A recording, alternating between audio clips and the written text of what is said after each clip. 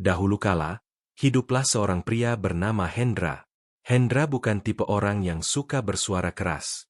Dia tidak banyak bicara dan tidak pernah mencari masalah.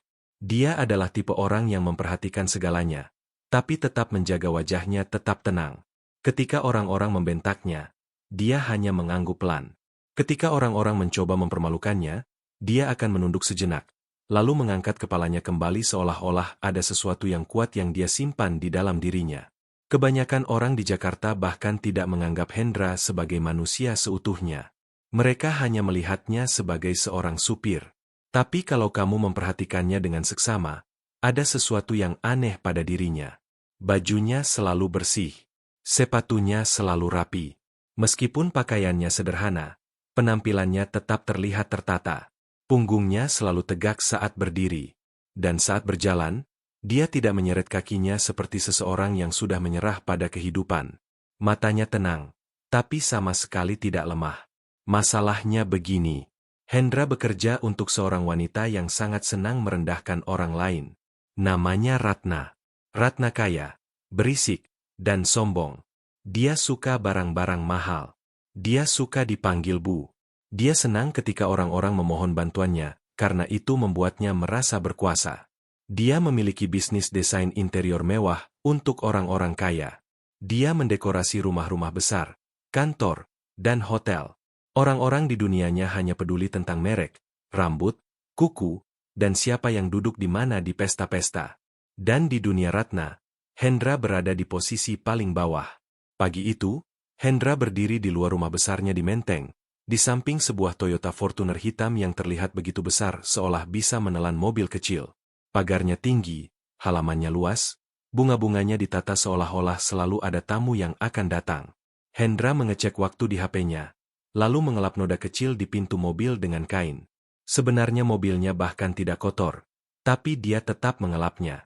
Tiba-tiba dia mendengar suara hak sepatu berdetak di belakangnya. "Kamu buta ya?" Suara Ratna datang tajam seperti tamparan. "Kenapa mobilnya masih di situ? Sudah kubilang kita berangkat jam 8. Hendra berbalik cepat. "Selamat pagi, Bu." "Selamat pagi untuk siapa?" Ratna membentak sambil membetulkan kacamata hitamnya padahal matahari bahkan tidak terlalu terik. "Lihat kamu berdiri seperti patung. Kalau aku ketinggalan rapat ini, kamu yang akan menanggungnya." "Iya, Bu," kata Hendra. Ratna memandanginya dari atas ke bawah seperti sedang memeriksa kursi yang rusak. "Dan baju apa itu?" "Cuma satu baju yang kamu punya seumur hidup." Hendra melihat bajunya sendiri. Baju itu bersih, polos, rapi. "Bu, bajunya bersih," katanya pelan. Ratna tertawa dengan nada jahat. "Bersih bukan berarti bagus. Kalian orang-orang seperti ini tidak tahu bedanya. Bersih tetap saja memalukan." Hendra membukakan pintu belakang untuknya seolah tidak terjadi apa-apa. Ratna masuk dan menyilangkan kakinya. Saat Hendra berjalan ke kursi pengemudi, dia mendengar HP Ratna berdering. Ratna mengangkatnya cepat, tersenyum seolah-olah dia berubah menjadi orang yang berbeda. "Halo, sayang." Dia bernyanyi ke telepon. "Iya, aku sudah di jalan. Macet Jakarta lagi. Supirku bakal menderita hari ini." Tangan Hendra mencengkeram setir sejenak. Lalu dia melonggarkannya. Dia mengemudi keluar dengan tenang dan mulus. Di dalam mobil, Ratna berbicara keras di telepon, tertawa dan berteriak seolah ingin seluruh jalanan mendengarnya. "Jangan bikin aku stres," katanya. "Rapat ini harus berjalan lancar. Kamu tahu klienku orang besar. Orang besar tidak suka kesalahan." Dia berhenti sejenak dan memutar matanya, melirik Hendra lewat kaca spion seolah dialah kesalahan yang sedang dibicarakan. "Iya, aku masih pakai supir yang sama," lanjutnya. Aku tahu, tapi supir itu seperti sandal jepit. Kamu pakai sampai mereka sobek." Hendra tetap menatap jalan. Setelah beberapa menit, Ratna mengakhiri panggilannya dan mulai menggulir layar HP-nya. Lalu dia mulai mengetik cepat sambil tersenyum. Hendra mengenal senyum itu. Itu adalah senyumnya ketika dia sedang merencanakan sesuatu. Mereka tiba di sebuah gedung kaca tinggi di Sudirman. Ratna turun dan membetulkan gaunnya. Dia tidak mengucapkan terima kasih. Dia hanya mengulurkan tangannya. Bawakan tasku, perintahnya. Iya, Bu, kata Hendra sambil mengambilnya. Mereka masuk ke gedung dan berjalan ke lobi. Orang-orang menyapa Ratna dengan cepat. Selamat pagi, Bu Ratna. Selamat datang, Bu. Ratna mengangguk seperti ratu. Lalu dia melirik Hendra dan berdesis pelan. Minggir ke samping, bisiknya. Jangan menghalangi jalanku. Hendra bergeser ke samping. Seorang pria berjas menghampiri. Dia adalah staf kantor. Bu, tamu-tamu Anda sudah menunggu di atas, katanya. Bagus, jawab Ratna. Ayo naik. Saat mereka memasuki lift, seorang wanita lain ikut masuk. Rambutnya panjang dan tasnya berkilau. Wanginya seperti parfum dan uang. Dia melihat Ratna dan tersenyum. Ratna, kata wanita itu. Wajah Ratna langsung terbuka lebar. Ah, Sari, teriak Ratna dengan gembira. Kakak, apa kabar? Mereka berpelukan dan tertawa. Lalu Sari melihat Hendra. Itu supirmu. Tanyanya seperti bertanya apakah mobilnya ada AC. Iya, kata Ratna sambil melambaikan tangan. Itu dia.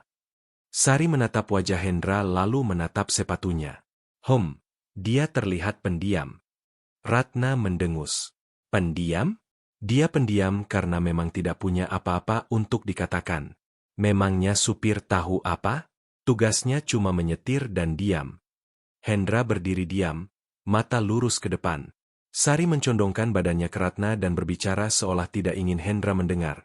Padahal dia tepat di sebelah mereka. Semoga dia tidak bau, bisik Sari. Beberapa dari mereka memang begitu. Ratna tertawa keras. Kalau dia bau, aku tinggal buka jendela. Rahang Hendra bergerak sedikit, seperti dia menelan sesuatu yang berat.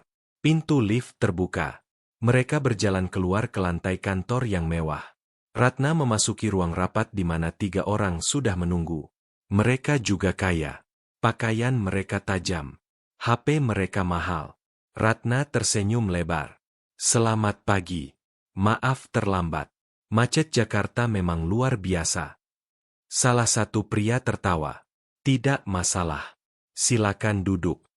Ratna duduk dan mulai berbicara cepat tentang desain, biaya, dan waktu. Dia menggunakan senyum lebar dan kata-kata manis. Dia bersikap seolah sangat menghormati mereka. Hendra berdiri di dekat pintu sambil memegang tasnya. Beberapa saat kemudian, HP Ratna berdering. Dia mengangkatnya. Iya, katanya dengan nada kesal. Lalu wajahnya berubah. Ah, sayang, maaf. Aku sedang rapat. Dia mendengarkan. Oke, nanti aku telepon balik. Dia mengakhiri panggilan, lalu berbalik ke Hendra dengan marah. Kenapa kamu tidak mengingatkanku kalau aku punya jadwal lain? Bentaknya. Hendra berkedip. Bu, Anda tidak memberitahu saya. Kamu berani membantah. Ratna membentak. Klien-klien di ruangan saling berpandangan dengan terkejut. Ratna memaksakan senyum. Maaf, masalah kecil. Lalu dia mendekat ke Hendra dan berbisik dengan kemarahan yang panas. Jangan pernah mempermalukanku di depan orang. Dengar. Iya, Bu, kata Hendra. Setelah rapat selesai, mereka turun kembali. Ratna berjalan cepat seperti sedang melarikan diri dari rasa malunya sendiri. Begitu mereka masuk ke mobil, dia mulai mengeluh lagi. Kamu lihat kenapa aku benci bekerja dengan orang miskin, katanya sambil melempar HP-nya ke jok. Kalian selalu lambat. Hendra tidak menjawab. Ratna menatapnya lewat kaca spion. Kamu marah? Tidak, Bu, katanya. Bagus, kata Ratna. Karena marah. Tidak mengubah apa-apa. Hidupmu tetap hidupmu. Tenggorokan Hendra bergerak lagi. Dia terus mengemudi. Sore harinya mereka sampai di sebuah mall karena Ratna ingin belanja. Dia masuk bersama 2 temannya. Sari dan seorang teman lain bernama Dewi. Keduanya berpakaian seperti mau ke pesta pernikahan. Hendra mengikuti di belakang sambil membawa tas-tas belanjaan. Sambil berjalan, para wanita itu membicarakan pesta, pria, dan uang. Tawa mereka keras dan penuh kebanggaan. Sari menunjuk sebuah gaun di etalase toko. Ini jenis gaun yang aku mau untuk ulang tahunmu. Mata Ratna berbinar. Ulang tahunku harus besar tahun ini. Lebih besar dari tahun lalu. Dewi tersenyum. Tentu saja, kamu kan Ratna. Ratna menyentuh dadanya. Tepat sekali. Orang-orang harus merasakannya. Aku mau ulang tahun yang bikin media sosial heboh. Sari tertawa. Kalau begitu undang orang-orang yang tepat. Jangan orang membosankan. Jangan orang murahan. Ratna mengangguk. Hanya yang terbaik. Dewi menoleh ke belakang dan melihat Hendra membawa tas. Supirmu masih mengikuti seperti pengawal, katanya sambil tertawa. Ratna berbalik dan menatap Hendra seperti menatap noda. Hendra, panggilnya. Iya, Bu, jawabnya. Kamu lelah? Tanyanya dengan kebaikan palsu. Tidak, Bu.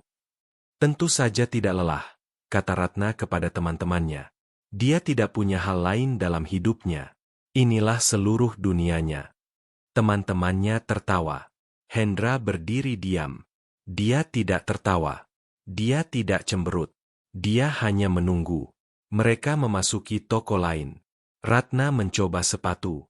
Sari mencoba tas. Dewi mencoba parfum. Mereka terus berbicara dan setiap kata seperti melempar batu kepada seseorang yang tidak bisa membalas. Saat mereka meninggalkan mal, HP Ratna bergetar lagi. Dia memeriksa pesan dan tersenyum dengan senyum perencanaan yang sama. Sari menyadarinya. Kenapa kamu senyum-senyum begitu? Ratna mengangkat HP-nya. Rencana ulang tahunku semakin manis. Dewi mencondongkan badan. Ceritakan. Ratna melihat sekeliling seolah akan membisikkan rahasia. Lalu dia berkata, aku mau melakukan sesuatu yang lucu tahun ini. Sesuatu yang akan membuat semua orang membicarakannya. Sari menyeringai. Seperti apa? Ratna melirik Hendra. Lalu dia merendahkan suaranya. Tapi masih cukup keras agar Hendra bisa mendengarnya. Aku akan mengundang Hendra ke ulang tahunku, katanya. Mulut Sari terbuka. Supirmu. Iya, kata Ratna sambil tertawa. Bayangkan dia di antara tamu-tamu kayaku. Bayangkan bagaimana dia akan berdiri kebingungan memegang gelas seperti orang kampung. Dewi tertawa terbahak-bahak. Ah, itu kejam sekali. Ratna mengangkat bahu seolah bukan apa-apa. Ini akan seru. Biarkan dia masuk ke aula besar dan melihat kehidupan nyata. Biarkan dia melihat bagaimana orang kaya berperilaku. Mungkin itu akan mengajarkannya untuk tahu tempatnya. Sari bertepuk tangan. Aku suka. Kita semua akan menontonnya. Dewi tertawa lagi. Dia akan mempermalukan dirinya sendiri. Mata Ratna berkilau. Tepat. Dan ketika dia mulai gemetar, aku tinggal tersenyum dan bilang, tenang saja, dia supirku. Sari mengusap air mata karena tertawa. Ratna, kamu memang tidak baik. Ratna mengangkat dagunya. Hidup memang tidak adil. Kalau kamu miskin, terima saja. Hendra berdiri di sana memegang tas belanjaan, mendengarkan setiap kata. Ratna berbalik ke arahnya tiba-tiba. Hendra, panggilnya lagi seolah baru ingat dia adalah manusia. Iya, Bu, katanya. Ratna tersenyum seperti kucing. Ulang tahunku minggu depan, katanya. Kamu diundang. Hendra berkedip sekali. Sari dan Dewi mencondongkan badan ke depan menunggu dia panik. Tapi Hendra tidak panik. Dia tidak memohon. Dia tidak bertanya kenapa. Dia hanya mengangguk dan berkata, terima kasih, Bu. Para wanita itu membeku selama setengah detik. Itu bukan reaksi yang mereka harapkan. Senyum Ratna menjadi kaku. Kamu akan datang, kan? Iya, Bu, kata Hendra lagi dengan tenang. Dewi mengernyit. Dia bersikap seolah ini hal biasa. Sari tertawa gugup. Mungkin dia tidak mengerti artinya. Ratna melambaikan tangannya seolah tidak peduli. Tapi matanya tetap tertuju pada wajah Hendra. Baiklah, katanya. Pastikan saja kamu tidak mempermalukanku. Berpakaian yang layak. Jangan datang terlihat seperti habis tidur di selokan. Hendra mengangguk. Iya, Bu. Ratna berbalik dan masuk ke mobil seperti seorang pemenang. Teman-temannya mengikuti. masih tertawa, masih bersemangat untuk lelucon yang mereka yakini akan terjadi. Hendra masuk ke kursi pengemudi dan menyalakan mesin. Saat dia mengantar mereka kembali ke rumah besar, para wanita itu terus berbicara tentang pesta, tentang siapa yang akan datang, tentang bagaimana Hendra akan berperilaku. Tapi Hendra tidak ikut dalam tawa mereka. Dia hanya mengemudi. Wajahnya tetap tenang. Namun di dalam dirinya, sesuatu mulai terbangun. Dan saat matahari mulai tenggelam dan lampu-lampu kota menyala, mata Hendra tetap terpaku pada jalan seolah dia sudah memutuskan apa yang akan dilakukannya selanjutnya. Hendra mengantar Ratna dan teman-temannya kembali ke rumah dalam keheningan. Di dalam mobil, tawa memenuhi udara. Para wanita itu saling berbicara, masih bersemangat tentang pesta ulang tahun dan lelucon yang mereka yakini akan sangat manis. Setiap beberapa detik, Ratna tertawa paling keras seolah ingin mengingatkan semua orang bahwa dialah yang berkuasa. Bisa kamu bayangkan wajahnya? Kata Sari sambil menggelengkan kepala. Semua orang kaya itu dan supirmu cuma berdiri di sana, tambah Dewi. Dia mungkin akan memegang gelas pakai 2 tangan. Mereka tertawa terbahak-bahak lagi. Ratna bersandar dan menyilangkan kakinya. Biarkan dia datang. Aku mau menikmatinya dengan puas. Hidup terlalu membosankan akhir-akhir ini. Hendra mendengar setiap kata, tapi wajahnya tidak berubah. Dia tetap menatap jalan dan tangannya tetap stabil di setir. Saat mereka sampai di rumah, Ratna turun lebih dulu. Dia tidak mengucapkan terima kasih. Tidak pernah. Dia berjalan masuk seolah rumah itu milik dunia dan dunia miliknya. Hendra memarkir mobil dengan rapi, menguncinya, dan mengikuti di belakang untuk menaruh tas-tas di dalam. Setelah itu, dia diam-diam keluar melalui pintu belakang untuk pembantu. Jalanan tenang. Udara malam terasa hangat. Hendra berjalan pelan ke halte Transjakarta, tidak membawa apa-apa selain pikirannya. Di perjalanan pulang dengan Transjakarta, dia duduk di dekat jendela dan memandangi kota yang berlalu. Gedung-gedung besar berubah menjadi bangunan kecil. Lampu-lampu terang berubah menjadi bola lampu redup.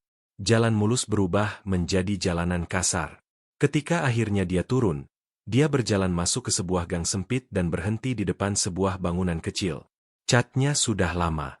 Tangganya retak. Tapi ini adalah rumah. Dia naik tangga dan masuk ke kamar kosnya. Ruangan itu sunyi. Tempat tidur kecil berdiri di samping dinding. Meja kecil berdiri di dekat jendela. Cermin tergantung di samping pintu. Semuanya sederhana, bersih, dan tertata. Hendra menjatuhkan kuncinya di meja dan duduk di tempat tidur. Untuk waktu yang lama, dia hanya duduk di sana bernapas pelan. Lalu dia tertawa. Bukan tawa keras. Bukan tawa bahagia. Tawa pendek dan lelah. Jadi dia mengundangku. Katanya pelan kepada dirinya sendiri seperti lelucon. Dia berdiri dan berjalan ke cermin. Dia menatap wajahnya. Benar-benar menatapnya. Kamu masih terlihat sama, katanya pelan.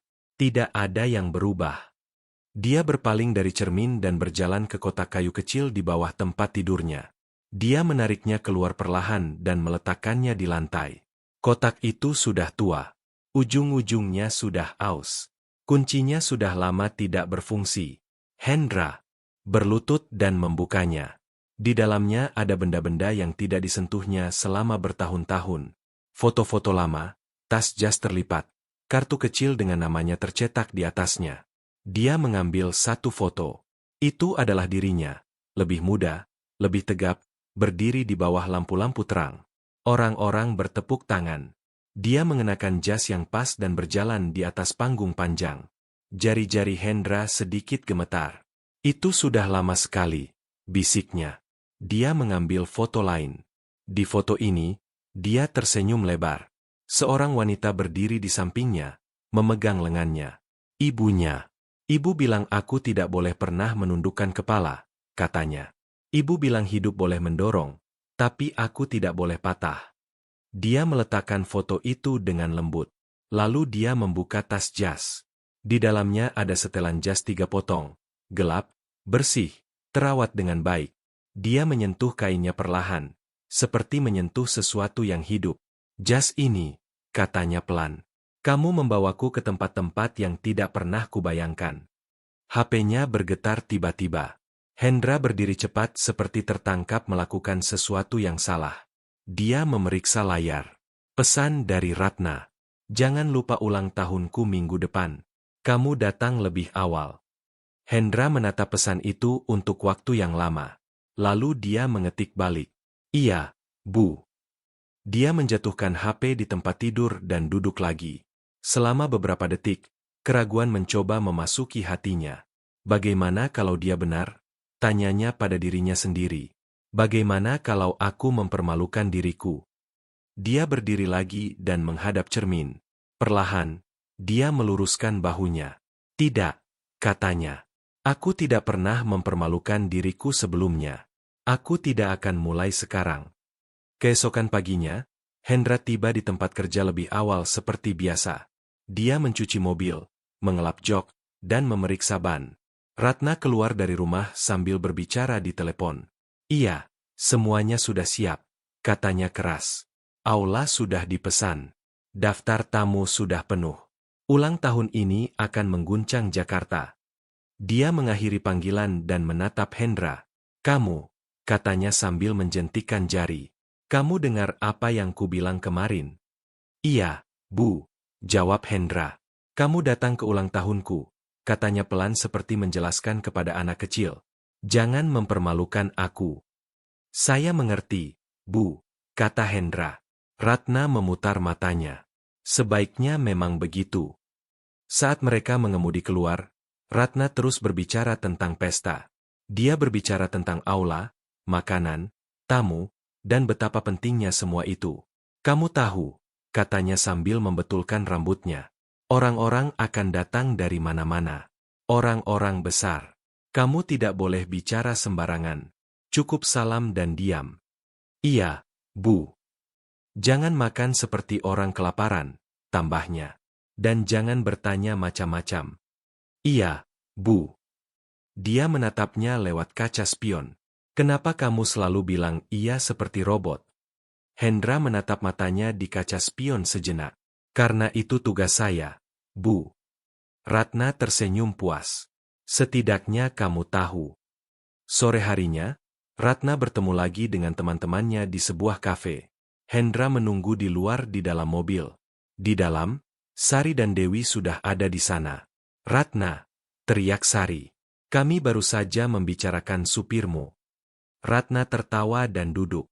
Pria itu akan memberikan kita hiburan gratis. Dewi mencondongkan badan ke depan. Dia benar-benar akan datang. Iya, kata Ratna. Aku mengundangnya sendiri. Sari tersenyum lebar. Aku tidak sabar. Aku akan duduk di tempat yang bisa melihatnya dengan jelas. Dewi menambahkan. Semoga dia tidak pakai baju kerjanya. Ratna melambaikan tangan. Meskipun dia pinjam jas, tetap akan kelihatan. Mereka tertawa lagi. Di luar, Hendra duduk dengan tenang, menatap pintu kafe. Dia bisa melihat mulut mereka bergerak melalui kaca. Dia tahu mereka sedang membicarakannya. HP-nya bergetar lagi. Kali ini, pesan dari nomor tak dikenal. Halo, Hendra. Ini Fajar. Kita dulu pernah latihan bersama bertahun-tahun lalu. Seseorang melihat fotomu di internet. Kamu masih jadi model. Jantung Hendra berdebar. Dia mengetik pelan. Aku sudah berhenti. Sekarang aku menyetir. Balasannya datang cepat. Menyetir tidak menghapus bakat. Kalau kamu butuh apa-apa, hubungi aku. Hendra menatap pesan itu. Lalu dia mengunci HP-nya. Malam itu, setelah bekerja, Hendra tidak langsung pulang. Dia berhenti di sebuah tukang jahit kecil. Papan namanya sudah usang. Penjahitnya adalah seorang pria tua. Selamat malam, Pak, kata Hendra. Pak tua itu mendongak. Selamat malam, anak muda. Ada yang bisa saya bantu? Hendra membuka tasnya dan mengeluarkan jas itu. Saya butuh ini pas dengan sempurna di badan saya, katanya. Mata si penjahit membesar. Ini jas yang sangat bagus. Hendra mengangguk. Jas ini sangat berarti bagi saya. Pak tua itu tersenyum. Kalau begitu, kami akan mengerjakannya dengan sebaik-baiknya. Saat Hendra berjalan keluar dari toko, Matahari kembali tenggelam. Lampu-lampu kota mulai menyala. Malam itu di rumah, Hendra duduk di tempat tidurnya dan menatap dinding. Undangan ini dimaksudkan untuk mempermalukanku, katanya pelan. Tapi itu tidak akan terjadi. Dia berbaring perlahan, mata terbuka. Di bagian lain kota, Ratna berbaring di tempat tidur besarnya, tersenyum sambil menggulir foto-foto aula acara di HP-nya. Dia berbisik kepada dirinya sendiri, ulang tahun ini akan tak terlupakan. Keduanya benar, tapi untuk alasan yang sangat berbeda. Hari pesta ulang tahun akhirnya tiba. Sejak pagi-pagi buta, rumah Ratna sudah ramai. Pekerja keluar masuk. Penata rias datang dengan kotak-kotak besar. Penata rambut menyeret tas-tas panjang di belakang mereka. Semua orang menyapa Ratna dengan suara lembut dan senyum lebar. Selamat pagi, Bu. Selamat ulang tahun, Bu. Ratna duduk di kursi tinggi di depan cermin mengenakan jubah sementara seseorang menata rambutnya. Iya, katanya sambil melambaikan tangan. Pastikan semuanya sempurna. Aku tidak mau ada kesalahan hari ini. Di luar, Hendra berdiri di samping mobil, menunggu seperti biasa. Ratna keluar setelah beberapa saat, mengenakan pakaian mewah, bersinar seolah ingin matahari pun menghormatinya. Hendra, panggilnya. Iya, Bu, jawabnya. Kamu antar aku ke aula lalu pulang, katanya. Jangan datang terlalu awal. Datang nanti. Aku tidak mau orang-orang melihatmu terlalu cepat. Hendra mengangguk. Baik, Bu. Dia menatapnya lagi. Dan ingat, berpakaian yang layak. Jangan mempermalukan aku. Iya, Bu. Saat mereka berkendara, Ratna berbicara tanpa henti tentang pesta. Hari ini bukan untuk kesalahan, katanya. Orang-orang datang dari mana-mana. Orang besar. Kamu tahu bagaimana Jakarta? Iya, Bu. Dia tersenyum kepada dirinya sendiri. Pesta ini akan dibicarakan selama bertahun-tahun. Mereka tiba di aula acara sebelum tengah hari. Tempatnya sangat besar. Dekorasi putih dan emas memenuhi ruangan. Meja-meja panjang berdiri berjajar. Bunga ada di mana-mana. Lampunya terang dan bersih. Ratna turun dari mobil dan tersenyum lebar. Inilah dia, katanya bangga. Dia berbalik ke Hendra. Pergi. Nanti kita bertemu lagi. Hendra memandanginya berjalan masuk, dikelilingi orang-orang yang memanggil namanya. Lalu dia mengemudi pergi dengan tenang. Beberapa jam kemudian, malam datang. Aula perlahan dipenuhi tamu. Mobil-mobil mewah berjajar di luar. Musik dimainkan pelan di latar belakang. Orang-orang berpakaian mengkilap berjalan masuk, tertawa dan saling menyapa. Ratna berdiri di dekat tengah ruangan, menyambut tamu seperti ratu. Ah, selamat datang. Terima kasih sudah datang. Kamu terlihat cantik. Teman-temannya Sari dan Dewi berdiri di dekatnya. Sari melihat sekeliling. Tempat ini sudah penuh. Ratna tersenyum bangga. Memang sudah. Seharusnya. Dewi berbisik mendekat. Jadi di mana tamu utama kita? Ratna tertawa. Tenang. Dia akan datang. Biarkan dia menderita sedikit dulu. Mereka tertawa bersama. Waktu berlalu. Semakin banyak tamu datang. Piring-piring makanan bergerak ke sana kemari. Minuman dan hidangan tersedia melimpah. Beberapa tamu mulai bertanya. Bu, selamat ulang tahun, kata seorang wanita. Tapi di mana supir Anda? Saya dengar Anda mengundangnya. Ratna tersenyum seolah menunggu pertanyaan itu. Oh, dia akan datang. Mungkin dia masih bingung. Wanita itu tertawa. Ini pasti akan menarik. Di seberang aula, Sari menunjuk ke pintu. Aku mengawasi pintu masuk itu. Aku tidak mau melewatkannya. Dewi mengangguk. Sama. Menit berganti menjadi 1 jam. Masih belum ada tanda-tanda Hendra. Ratna mulai terlalu menikmati penantian ini. Mungkin dia takut, katanya keras. Mungkin dia meminjam baju yang tidak pas. Sari tertawa. Atau mungkin dia masih latihan cara menyapa orang kaya. Dewi menambahkan. Dia mungkin akan meneleponmu minta tolong. Ratna memeriksa HP-nya. Tidak ada panggilan tak terjawab. Dia tersenyum. Biarkan dia datang kapanpun dia mau. Semakin lama dia menunggu, semakin bagus. Di bagian lain kota, Hendra berdiri di depan cermin. Ruangan itu sunyi. Dia mengenakan setelan jas 3 potongnya. Pak tua si penjahit telah melakukan pekerjaan yang luar biasa. Jas itu pas di tubuhnya seolah dibuat khusus untuknya. Sepatunya dipoles mengkilap. Rambutnya rapi. Dia menatap dirinya dengan seksama. Kamu bisa melakukan ini, katanya pelan. Dia membetulkan kerahnya dan menarik napas dalam. HP-nya bergetar. Pesan dari Ratna. Di mana kamu? Jangan terlambat. Hendra membacanya dan mengetik balik dengan tenang. Saya sedang di jalan, Bu. Kembali di aula, Ratna menunjukkan pesan itu ke teman-temannya. Lihat, katanya. Dia dalam perjalanan. Sari bertepuk tangan pelan. Bagus. Aku sudah mulai bosan. Musik semakin keras. MC mengambil mikrofon. Bapak-bapak dan ibu-ibu. Dia mengumumkan. Mari kita rayakan Ratu ulang tahun malam ini. Sorak-sorai memenuhi aula. Ratna menari perlahan, menikmati setiap detik. Kamera berkilat. HP merekam. Setelah tarian, dia kembali ke kursinya sambil bernapas pelan. Dia melihat sekeliling lagi. Masih belum ada Hendra. Di mana dia? Bisik Dewi. Ratna sedikit mengernyit. Dia bilang sedang di jalan. Teman lain bergabung. Orang-orang bertanya tentang supirmu. Ratna tertawa. Bilang mereka untuk menunggu. Waktu berlalu lagi. Tamu-tamu mulai tenang. Beberapa duduk. Beberapa berdiri berkelompok berbicara. Sari mendekat lebih dekat. Semoga dia tidak mengecewakan kita. Tidak akan, kata Ratna. Mengecewakan memang sudah sifatnya.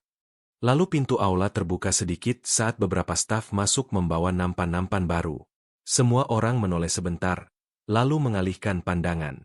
Ratna menghela napas. Orang ini membuang-buang waktuku. Dia mengambil HP-nya dan menelepon Hendra. Telepon berdering. Hendra menjawab dengan tenang. Iya, Bu. Kamu di mana? Tanyanya tajam. Saya sudah dekat, Bu. Jawabnya. Awas saja, katanya. Jangan datang terlihat memalukan. Iya, Bu. Dia mengakhiri panggilan dan menggelengkan kepala. Bayangkan, katanya kepada teman-temannya. Masih bikin aku stres di hari ulang tahunku. Sari tersenyum. Penantiannya pasti sepadan. Tiba-tiba, musik memelan. Bukan karena DJ merencanakannya, tapi karena orang-orang di dekat pintu mulai berbisik-bisik. Bisikan kecil menyebar ke seluruh aula seperti angin. Ratna menyadarinya.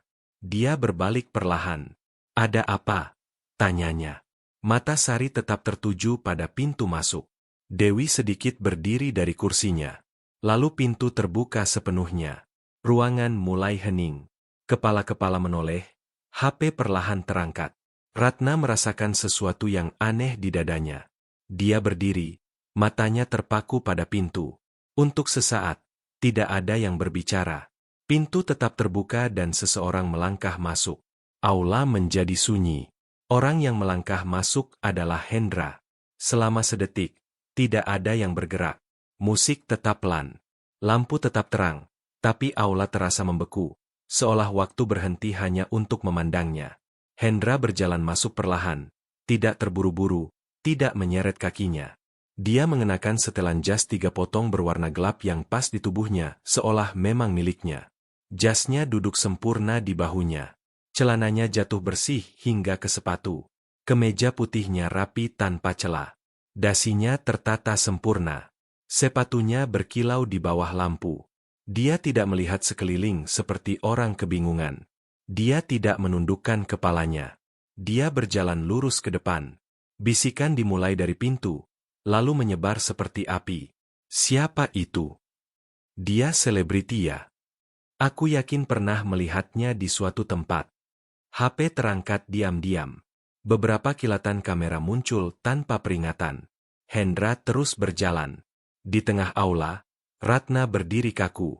Mulutnya terbuka sedikit, lalu menutup lagi. Senyumnya menghilang begitu cepat seolah tidak pernah ada. Sari meraih lengannya. Tunggu, bisik Sari. Itu supirmu.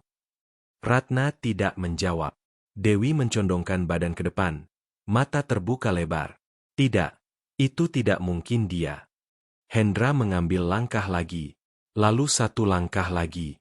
Ruang di sekelilingnya seolah terbuka dengan sendirinya. Orang-orang bergeser tanpa diminta. Beberapa tersenyum kepadanya. Beberapa menatap dengan terkejut. Jantung Ratna mulai berdetak cepat. Itu tidak mungkin, gumamnya. Bukan begitu penampilannya. Sari berbisik lagi, suaranya rendah. Ratna, itu memang Hendra. Ratna menelan ludah dengan susah payah. Tidak, katanya. Tidak, tidak, tidak. Hendra berhenti beberapa langkah di dalam aula. Dia memandang sekeliling dengan tenang, seperti seseorang yang sedang meresapi ruangan yang memang menjadi tempatnya. Matanya bergerak perlahan, tidak serakah, tidak takut. Lalu matanya bertemu dengan mata Ratna. Untuk sesaat, semua yang ada di antara mereka berkilat. Setiap hinaan, setiap tawa, setiap kali dia merendahkannya. Wajah Hendra tidak berubah. Dia mengangguk sekali dengan sopan. Selamat malam, Bu, katanya. Suaranya tenang, jernih, mantap. Orang-orang di sekitar mereka mendengarnya. Bu, seseorang berbisik. Mulut Sari ternganga. Ratna memaksakan tawa yang terdengar salah. Hendra, katanya keras. Kamu datang. Iya, Bu, jawabnya. Selamat ulang tahun. Keheningan mengikuti kata-katanya. Lalu seseorang bertepuk tangan. Perlahan, orang lain bergabung. Segera beberapa tepukan menyebar. Bingung tapi terkesan. Ratna merasakan lututnya sedikit melemah. Dia mencengkeram sandaran kursinya. Dewi mendekat dan berbisik. Kenapa dia bisa terlihat seperti ini? Ratna mendesis balik. Aku tidak tahu. Seorang wanita di dekat mereka berbalik ke temannya. Pria itu tampan sekali. Yang lain berbisik. Jalannya? Kamu lihat jalannya. Hendra mengambil beberapa langkah lagi ke depan. Seorang pria berjas krem keluar dari kerumunan dan tersenyum kepadanya. Selamat malam, kata pria itu dengan hangat. Selamat datang. Selamat malam, Pak, jawab Hendra. Pria itu mengangguk dengan hormat. Kamu terlihat rapi sekali. Terima kasih, Pak. Ratna menyaksikan percakapan itu dengan perut yang melilit. Pria itu tidak pernah menyapaku seperti itu, gumamnya. Dia tidak pernah berbicara padaku seperti itu. Sari tidak menjawab. Matanya masih tertuju pada Hendra. Seorang wanita lain menghampiri Hendra dengan senyum lebar. Kamu salah satu tamu, tanyanya. Iya, kata Hendra dengan sopan. Oh, wanita itu tertawa pelan. Kamu terlihat luar biasa. Terima kasih, jawabnya. Wanita itu terkikik dan menyentuh rambutnya. Boleh kita foto bersama? Hendra ragu sedetik, lalu mengangguk. Boleh. Kamera berkilat. Napas Ratna tertahan di tenggorokan. Apa yang sedang terjadi? Bisiknya. Dewi menggelengkan kepala pelan. Ini bukan yang kita rencanakan. MC yang masih memegang mikrofon terlihat bingung. Ah, katanya pelan. Selamat datang. Selamat datang. Silakan duduk dengan nyaman. Hendra mengangguk lagi dan bergerak ke area tempat duduk. Saat melewati Ratna, dia berbicara cepat. Hendra, katanya dengan suara rendah sambil memaksakan senyum. Kamu tidak bilang kamu punya jas seperti itu. Hendra menatapnya. Anda tidak pernah bertanya, Bu, jawabnya lembut. Kata-katanya sederhana, tapi mendarat dengan berat. Senyum Ratna membeku. Sari menatap Hendra saat dia berjalan menjauh. Sejak kapan dia setinggi ini? Tanyanya pelan. Dewi menjawab. Atau setenang ini. Mereka menyaksikan Hendra mengambil tempat duduk di meja kosong. Hampir seketika, dua wanita bergabung dengannya. Boleh kami duduk di sini? Tanya salah satu. Silakan, kata Hendra. Mereka tersenyum dan duduk. Dada Ratna terasa sesak. Ini pestaku, katanya pelan. Kenapa semua orang memperhatikan dia? Sari tidak merespons. Dia terlalu sibuk memperhatikan Hendra tertawa ringan atas sesuatu yang dikatakan salah satu wanita. Tawa itu, gumam Sari. Enak didengar. Ratna berbalik tajam. Sari. Sari berkedip. Apa? Kamu menatapnya, kata Ratna. Sari cepat memalingkan pandangan. Aku cuma kaget. Di seberang aula, sekelompok pria berbisik di antara mereka. Pria itu punya aura luar biasa. Dia terlihat seperti model. Siapa yang mengundangnya? Seseorang menjawab, yang ulang tahun. Dia supirnya. Tawa mengikuti, tapi bukan ejekan. Itu adalah ketidakpercayaan. Ratna mendengarnya dan merasakan panas naik ke wajahnya. Dia bergegas menuju meja Hendra. Hendra, katanya keras. Ke sini. Para wanita di meja itu mendongak. Hendra berdiri dengan tenang. Iya, Bu. Kenapa kamu duduk di sana? Tanyanya sambil tersenyum terlalu keras. Kamu harus tetap dekat. Mungkin orang-orang membutuhkanmu. Hendra mengangguk. Baik, Bu. Dia berbalik ke para wanita. Permisi. Tidak apa-apa, kata salah satu dari mereka, masih tersenyum. Kita ngobrol lagi nanti. Hendra berjalan kembali menuju Ratna. Saat dia berdiri di sampingnya, perbedaan di antara mereka terasa aneh. Dia terlihat percaya diri. Dia terlihat tidak yakin. Ratna mendekat dan berbisik. Kamu sedang apa sih? Menghadiri pesta, jawab Hendra pelan. Dia mengernyit. Jangan berlebihan. Saya tidak berlebihan, Bu, katanya. Sari memperhatikan mereka dengan seksama. Hendra, tiba-tiba Sari berkata sambil tersenyum. Kamu terlihat sangat berbeda. Terima kasih, Bu, jawabnya. Senyumnya bertahan lebih lama dari seharusnya. Ratna menyadarinya. Dia tertawa keras. Ah, dia pasti pinjam jasnya. Kamu tahu supir kan? Hendra tidak berkata apa-apa. Seorang pria di dekat mereka berbalik dan bertanya, pinjam? Dari mana? Ratna melambaikan tangan. Ya, dari suatu tempat. Pria itu mengangguk pelan, tidak meyakinkan. Musik dimulai lagi, lebih keras kali ini. Orang-orang mulai menari. Hendra berdiri diam memperhatikan. Seorang wanita menghampirinya lagi. Mau menari. Hendra tersenyum sopan. Mungkin nanti. Wanita itu tertawa. Aku akan menunggu. Ratna merasakan sesuatu lepas dari genggamannya. Ini bukan malam yang dia rencanakan. Sari mendekat lagi. Suaranya lebih lembut sekarang. Ratna, kamu tidak pernah bilang supirmu seperti ini. Ratna membentak. Seperti apa? Sari berhenti sejenak, lalu berkata, seperti ini. Dia menunjuk ke arah Hendra yang sekarang berbicara dengan tenang bersama dua orang pria yang mendengarkan dengan penuh minat. Ratna menyaksikan mereka tertawa atas sesuatu yang dikatakannya. Untuk pertama kalinya malam itu, dia merasa kecil. Dan di seberang aula, saat Hendra berbicara dan tersenyum di bawah lampu-lampu terang, satu hal menjadi jelas. Lelucon itu telah berubah arah dan tidak lagi lucu bagi orang yang merencanakannya.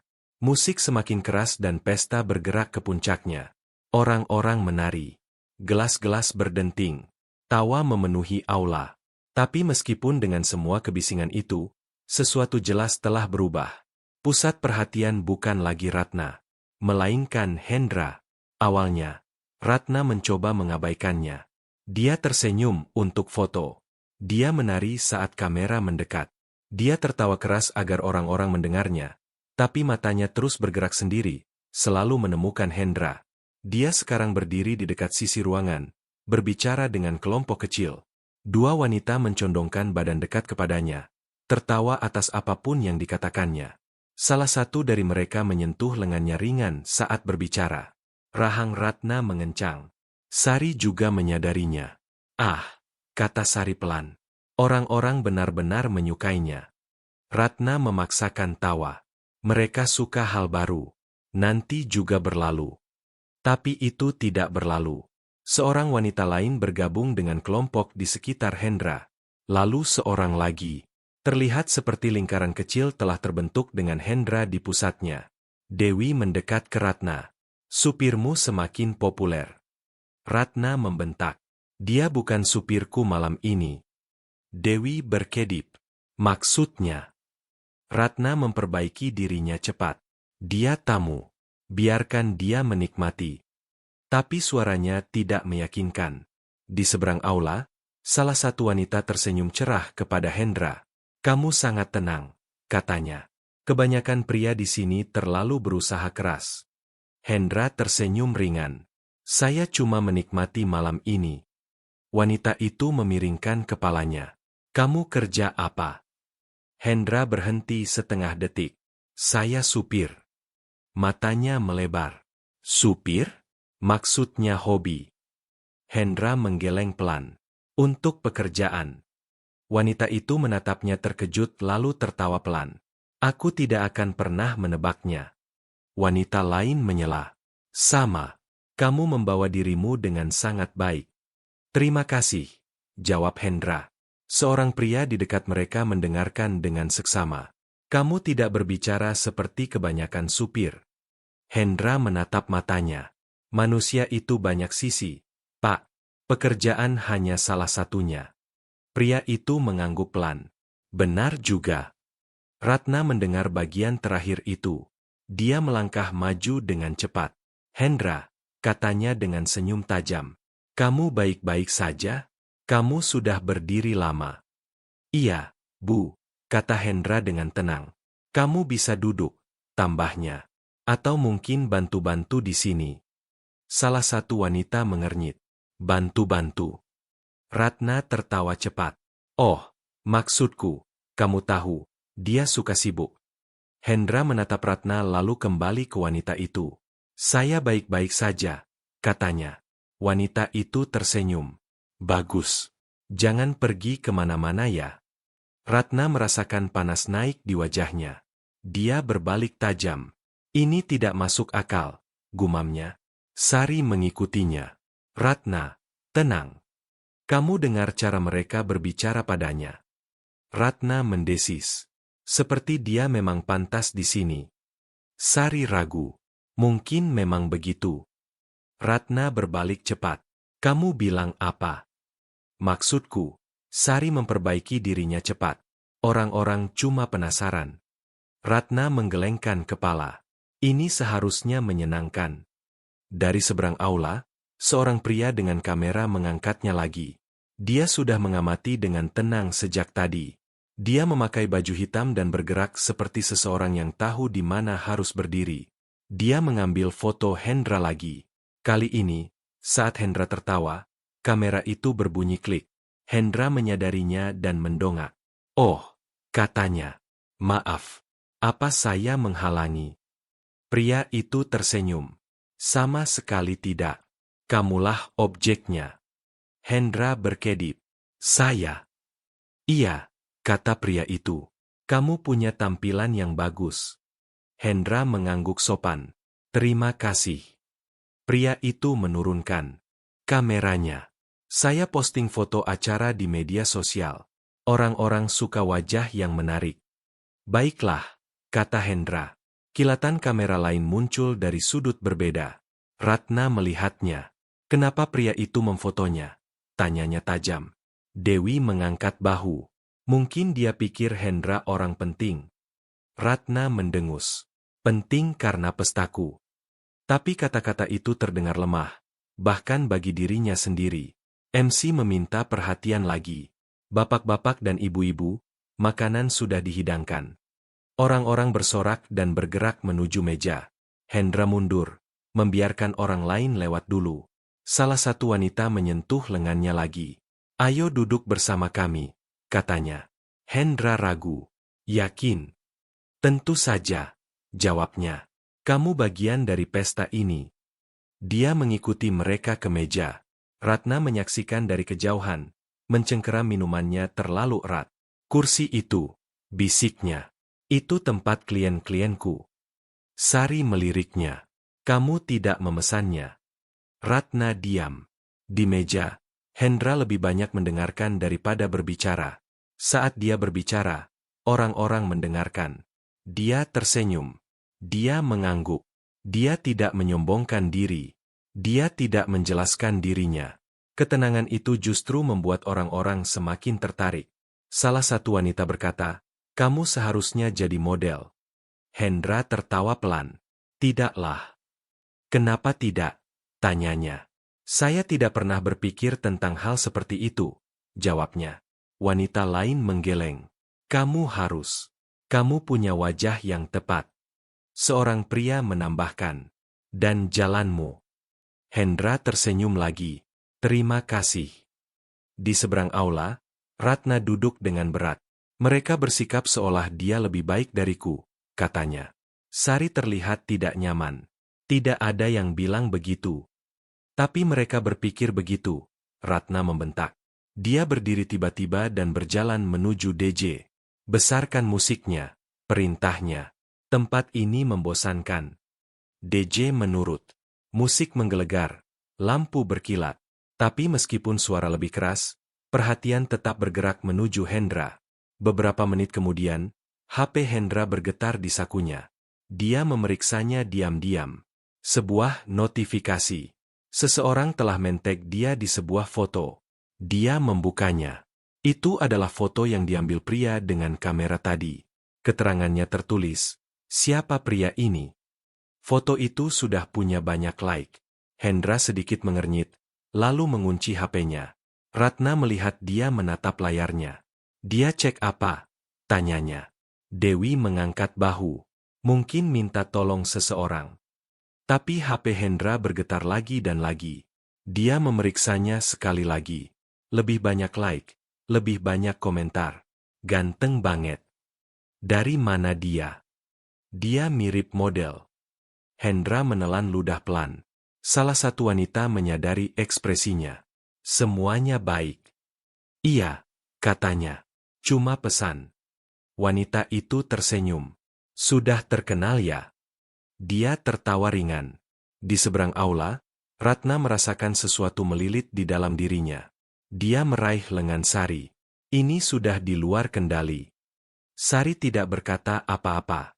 HP Hendra bergetar lagi. Lalu sekali lagi. Dia menepi dengan sopan dan memeriksanya. Kali ini, pesan masuk dari nomor tak dikenal. "Halo, ini Mega. Saya melihat foto Anda dari acara ini. Anda punya tampilan yang kuat." Hendra menatap pesan itu. Lalu pesan lain menyusul. "Apakah Anda terikat dengan agensi manapun?" Dada Hendra naik dan turun perlahan. Dia mengetik dengan hati-hati. "Tidak." Balasannya datang hampir seketika. "Kita harus bicara." Hendra mengunci HP-nya dan memasukkannya kembali ke saku. Dia mendongak. Aula terlihat sama, tapi terasa berbeda sekarang. Tawa, lampu, orang-orang. Sesuatu telah bergeser. Ratna memperhatikannya dari seberang ruangan. Jantungnya berdetak lebih cepat karena alasan yang tidak dia pahami. Pesta berlanjut, tapi di suatu tempat antara musik dan kilatan lampu, malam ini sudah berhenti menjadi tentang dirinya, dan HP Hendra bergetar lagi, pelan seperti masa depan yang mengetuk tanpa minta izin. Pesta perlahan mulai mereda, bukan karena orang-orang lelah, tapi karena malam telah mencapai momen lembut ketika tamu-tamu berhenti menari dan mulai berbicara lebih dalam. Sepatu dilepas di bawah meja. Jas dilonggarkan. Tawa menjadi lebih pelan dan lebih dekat. Hendra berdiri di dekat sudut yang tenang, memegang segelas air putih. HP-nya diam selama beberapa menit sekarang, seperti ikut beristirahat setelah terlalu banyak kebisingan. Ratna memperhatikannya dari seberang aula. Dia tidak suka ketenangan di wajahnya. Itu membuatnya gelisah. Dia mencondongkan badan ke Sari. "Kenapa dia berdiri seperti itu?" tanyanya. "Seperti dia pemilik tempat ini." Sari mengangkat bahu. "Dia cuma berdiri." "Tidak," Ratna membentak. "Lihat dia. Dia terlalu santai." Sari tidak berkata apa-apa. HP Hendra bergetar lagi. Dia memeriksanya kali ini, lebih pelan dari sebelumnya. Sebuah pesan muncul. "Hai, ini Mega. Saya bekerja di agensi model. Semoga Anda sudah menerima pesan saya sebelumnya." Jari-jari Hendra membeku di layar. Pesan lain menyusul. "Saya ada di acara ini. Saya ingin berbicara dengan Anda sebentar." Hendra mengangkat kepalanya perlahan. Dia memandang sekeliling aula. Di sisi jauh, dekat dinding, berdiri seorang wanita dengan gaun hitam sederhana. Dia tidak berisik. Dia tidak menari. Dia memperhatikan orang-orang dengan tenang seperti seseorang yang menghitung langkah di dalam kepalanya.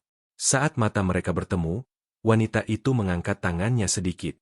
Jantung Hendra berdetak lebih cepat. Dia menarik napas dalam dan berjalan ke arahnya. Saat melewati meja Ratna, dia menyadari pergerakannya. Dia mau kemana? Tanyanya tajam. Dewi mengikuti arahnya dengan mata. Dia berjalan ke arah wanita itu. Ratna mengernyit. Siapa dia? Aku tidak tahu, kata Sari. Dia sudah berdiri di sana sejak tadi. Ratna berdiri cepat dan mengikuti mereka. Tidak terlalu dekat, tapi cukup dekat untuk mendengar. Hendra berhenti di depan wanita itu. Halo, katanya sopan. Wanita itu tersenyum. Hai, saya Mega. Senang bertemu Anda, jawab Hendra. Sama-sama, katanya. Semoga saya tidak mengganggu. Tidak, kata Hendra cepat. Tidak apa-apa. Mega menatapnya dengan seksama, lalu mengangguk.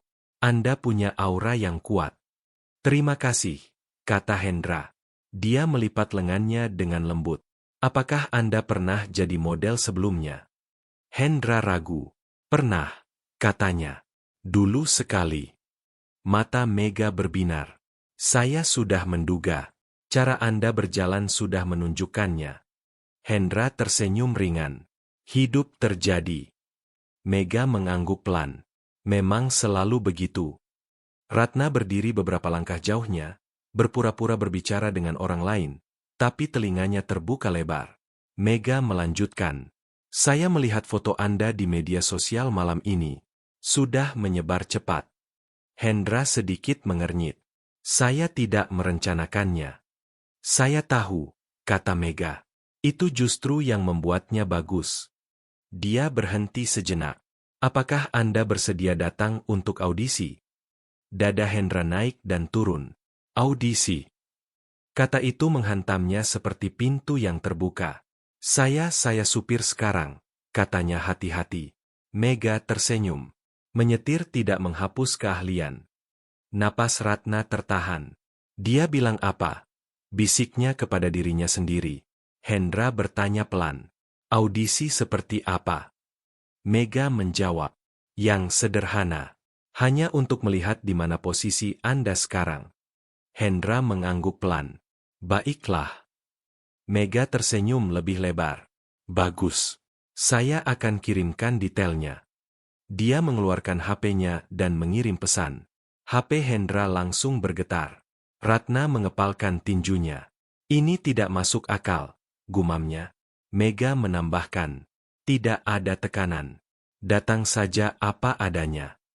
Hendra tersenyum. Terima kasih. Mereka berjabat tangan. Saat Hendra berbalik untuk pergi, Ratna melangkah maju. Permisi, katanya tajam. Anda siapa? Mega berbalik dengan tenang. Saya Mega. Dan apa yang Anda lakukan dengan supir saya? Tanya Ratna. Hendra sedikit menegang. Mega memandang dari Ratna ke Hendra, lalu kembali. Saya sedang berbicara dengannya. Ratna memaksakan tawa. Tentang apa? Pekerjaan, jawab Mega sederhana. Senyum Ratna retak. Pekerjaan? Dia sudah punya pekerjaan. Mega mengangguk. Untuk saat ini. Kata-kata itu menggantung di udara. Ratna tertawa lagi. Lebih keras kali ini. Kalian terlalu banyak bercanda. Mega tersenyum sopan. Saya tidak pernah bercanda soal pekerjaan saya. Hendra berdiri diam di antara mereka. Ratna berbalik ke arahnya dengan tajam. Hendra, kamu tidak bilang kamu sedang cari pekerjaan lain. Hendra menatap matanya. Anda tidak pernah bertanya, Bu. Kata-kata yang sama lagi. Ratna merasakan dadanya menyempit. Mega memeriksa jamnya. Saya akan biarkan Anda kembali ke pesta. Kita bicara segera. Dia mengangguk ke Hendra dan berjalan pergi. Ratna meraih lengan Hendra dan menariknya ke samping. Apa itu tadi? Desisnya. Dia meminta saya datang untuk audisi, kata Hendra dengan tenang. Audisi untuk apa? Bentak Ratna. Model. jawabnya. Ratna tertawa terbahak-bahak. Model? Kamu? Iya, Bu, kata Hendra. Dia menggelengkan kepalanya keras. Jangan biarkan pesta ini masuk ke kepalamu. Ini bukan soal pesta, jawab Hendra pelan. Ini soal masa lalu saya. Ratna mendengus. Masa lalu? Yang benar saja. Dia mendekat. Dengarkan aku. Jangan mempermalukan dirimu sendiri. Orang-orang mengatakan banyak hal saat mabuk. Mereka tidak sedang mabuk, Bu, kata Hendra. Ratna menegakkan badannya. Kamu membantah saya. Tidak, Bu, jawab Hendra. Saya hanya menjawab. Dia menatapnya untuk waktu yang lama, lalu berbalik tajam. Ini tidak serius, gumamnya. Pesta berakhir larut malam. Tamu-tamu berpelukan, mobil-mobil berjajar lagi. Staf membersihkan dengan tenang. Ratna meninggalkan aula tanpa banyak bicara. Hendra mengikuti di belakang dan mengantarnya pulang. Di dalam mobil, keheningan memenuhi ruang. Di tengah perjalanan, Ratna berbicara. Jangan lupa siapa dirimu, katanya dingin. Hendra tetap menatap jalan. Saya tahu siapa diri saya, Bu. Dia mendengus. Kamu supir. Hendra tidak membalas. Saat mereka sampai di rumah, Ratna turun tanpa menatapnya. Datang kerja lebih awal besok, katanya. Kita ada rapat. Iya, Bu, jawab Hendra. Malam itu, Hendra tidak banyak tidur. Dia duduk di tempat tidurnya, HP di tangan, membaca pesan audisi itu berulang-ulang. Alamatnya, waktunya, kata-kata sederhana itu. Datang saja apa adanya. Keesokan paginya, dia bangun lebih awal dari biasanya. Dia menyetrika bajunya perlahan. Dia memoles sepatunya. Dia bergerak dengan penuh perhatian. Di tempat kerja, Ratna memperhatikannya dengan seksama. Kamu terlihat terlalu senang, katanya. Saya baik-baik saja, Bu, jawab Hendra. Jangan lupa tempatmu, peringatnya. Iya, Bu, katanya. Sore itu, saat menunggu di mobil di luar sebuah gedung, HP Hendra bergetar lagi. Pesan lain dari Mega. Sekadar pengingat, besok jam 10 pagi. Hendra mengetik balik. Saya akan ada di sana. Ratna tiba-tiba membuka pintu mobil. Kamu mengirim pesan ke siapa? Tanyanya. Seseorang, jawab Hendra. Dia mengernyit. Seseorang atau wanita itu? Hendra berhenti sejenak. Audisinya besok, Bu. Ratna tertawa tajam. Bagus. Pergi dan lihat sendiri. Dia mendekat. Kalau kamu pulang kecewa, jangan menangis. Hendra mengangguk. Tidak akan. Hari berikutnya datang dengan cepat. Hendra berpakaian sederhana dan rapi. Dia tiba di aula audisi lebih awal. Di dalam, lampu-lampu terang memenuhi ruangan. Orang-orang bergerak dengan papan catatan. Mega berdiri di dekat depan. Saat melihat Hendra, dia tersenyum. Kamu datang, katanya. Iya, jawabnya. Dia memberikannya nomor. Mari kita lihat apa yang bisa kamu lakukan. Hendra menarik napas dalam. Saat dia melangkah maju, kenangan membanjir kembali. Langkah itu, lampu-lampu itu, keheningan sebelum tepuk tangan. Dia berjalan pelan, mantap, penuh percaya diri. Ruangan menjadi hening. Seseorang berbisik. Dia bagus. Yang lain mengangguk. Sangat bagus. Setelah selesai, Mega tersenyum lebar. Selamat datang kembali, katanya. Hendra menghembuskan napas perlahan.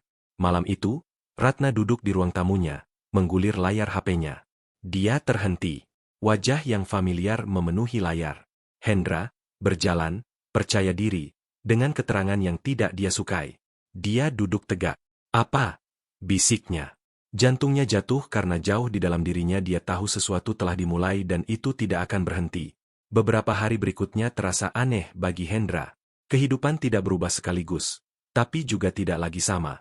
Senin pagi, Hendra masih bangun pagi. Dia masih mengenakan kemeja dan celana sederhananya. Dia masih tiba di rumah Ratna sebelum matahari terbit dan membersihkan mobil. Tapi sesuatu di dalam dirinya telah bergeser. Ratna menyadarinya. Kamu pendiam, katanya saat masuk ke mobil. Saya memang selalu pendiam, Bu, jawab Hendra. Tidak, katanya tajam. Yang ini berbeda. Dia memperhatikannya lewat kaca spion. Mereka meneleponmu lagi. Iya, Bu, kata Hendra dengan jujur. Ratna tertawa, tapi terdengar tipis. Orang-orang ini tidak pernah berhenti. Dia menyilangkan lengannya. Jangan lupakan pekerjaanmu. Iya, Bu, jawab Hendra. Tapi bahkan saat mengatakannya, HP-nya bergetar di dalam saku. Di lampu merah, saat Ratna sibuk dengan HP-nya, Hendra melirik ke bawah. Pesan dari Mega. Kabar baik. Mereka sangat menyukaimu. Jantungnya berdebar. Pesan lain menyusul. Mereka ingin menawarkan kontrak kepadamu. Tangan Hendra sedikit mengencang di setir.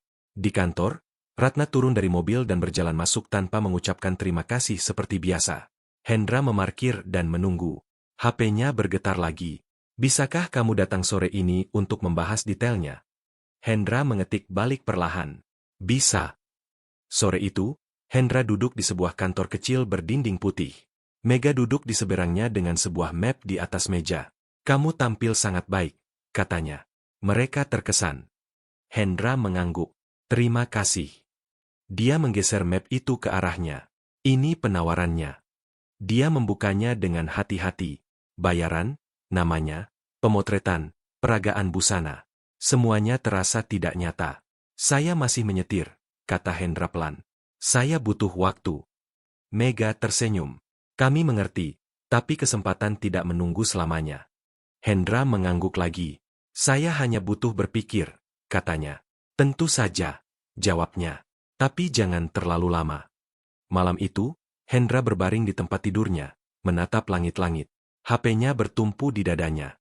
Dia memikirkan ibunya. Dia memikirkan foto-foto lama.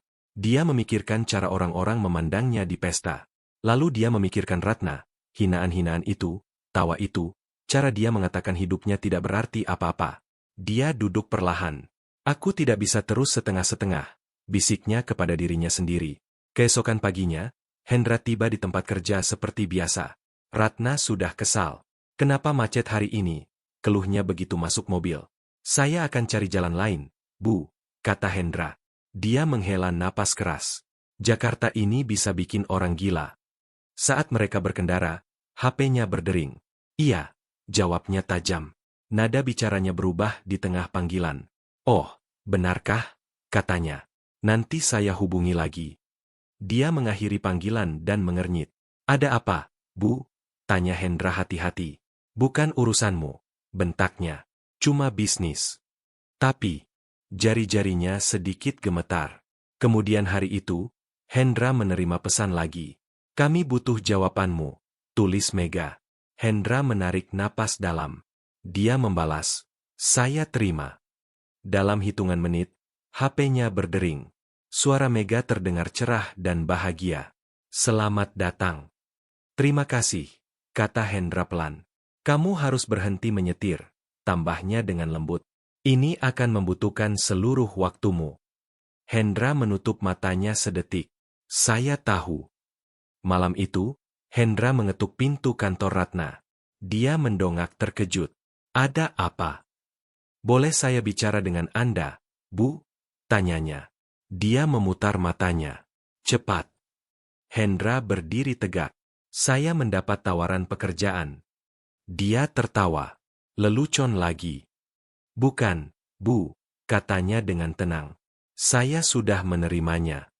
Senyum Ratna memudar. Menerima apa? Kontrak model, jawab Hendra.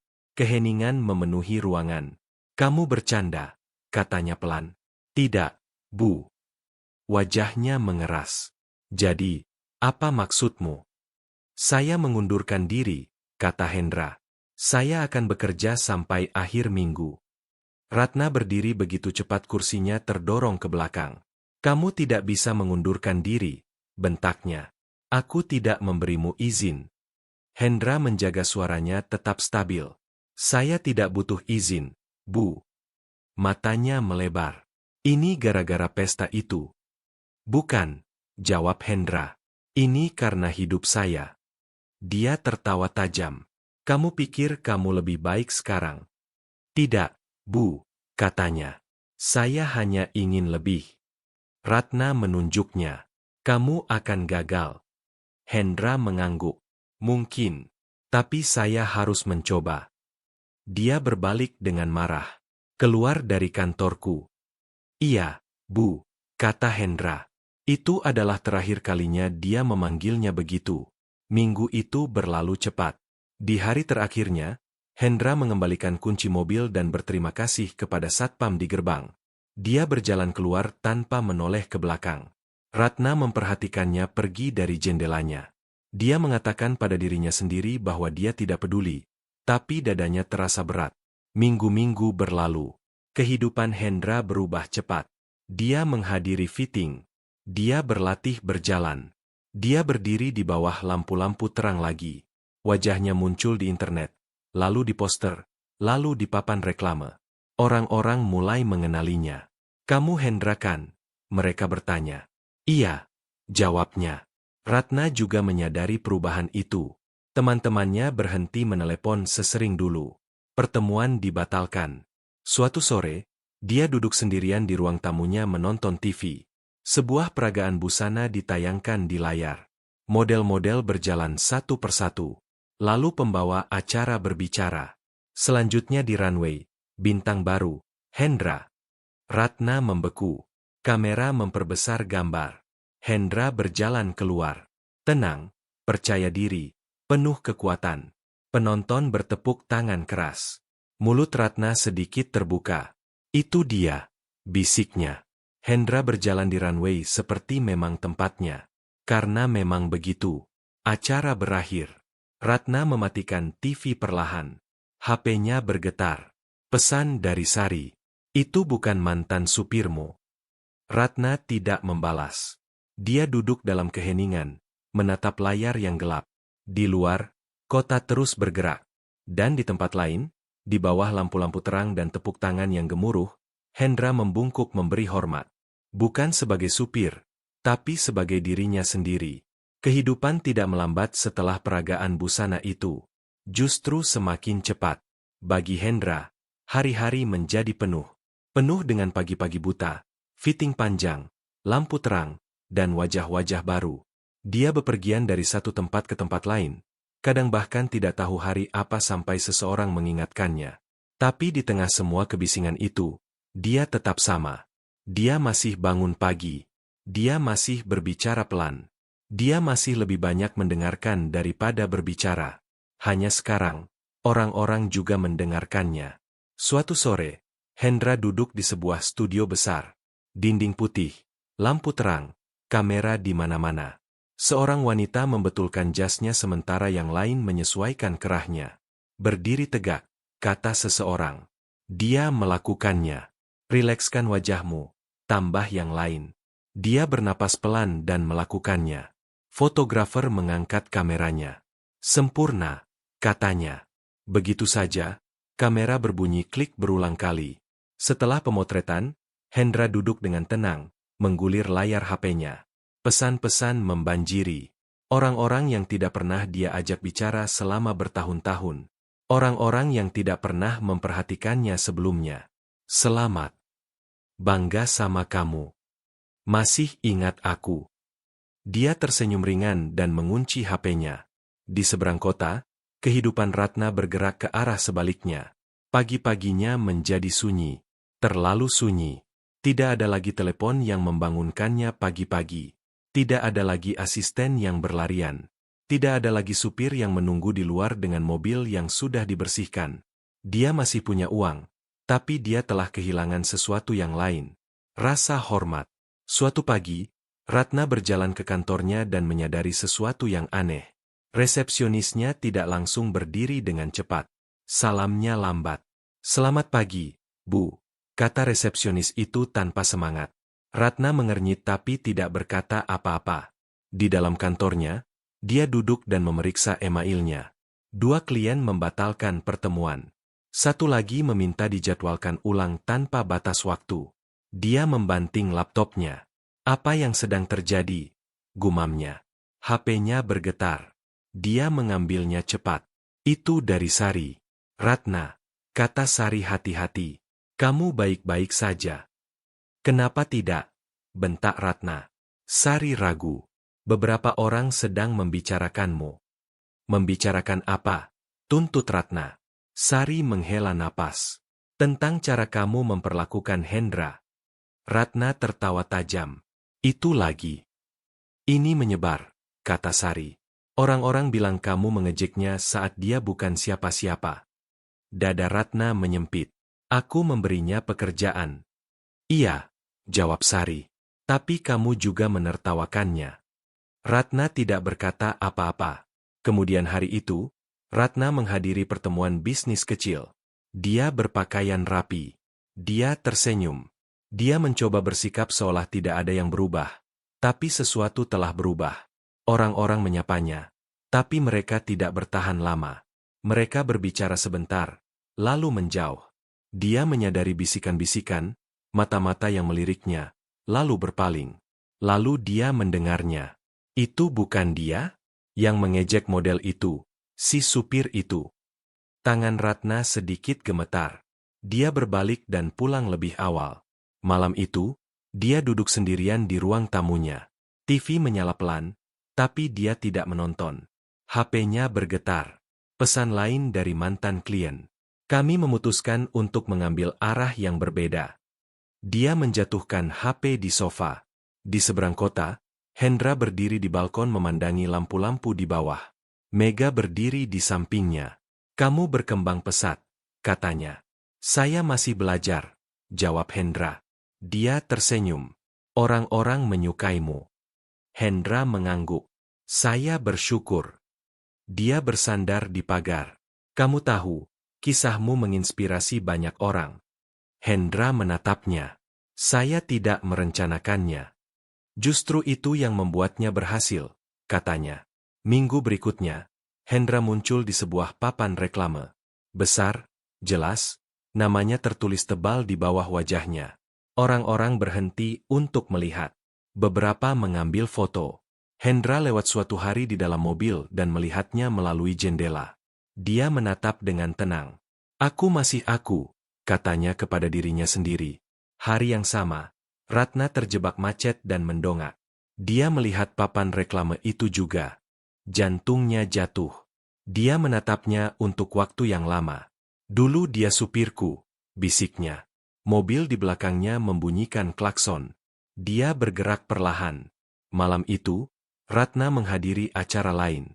Lebih kecil dari sebelumnya, lebih sedikit orang. Saat dia berdiri sendirian dengan minuman, dia melihat wajah yang familiar masuk. Hendra. Ruangan bereaksi seketika. Kepala-kepala menoleh. Senyum menyebar. Orang-orang berjalan ke arahnya. Ratna membeku. Hendra belum melihatnya.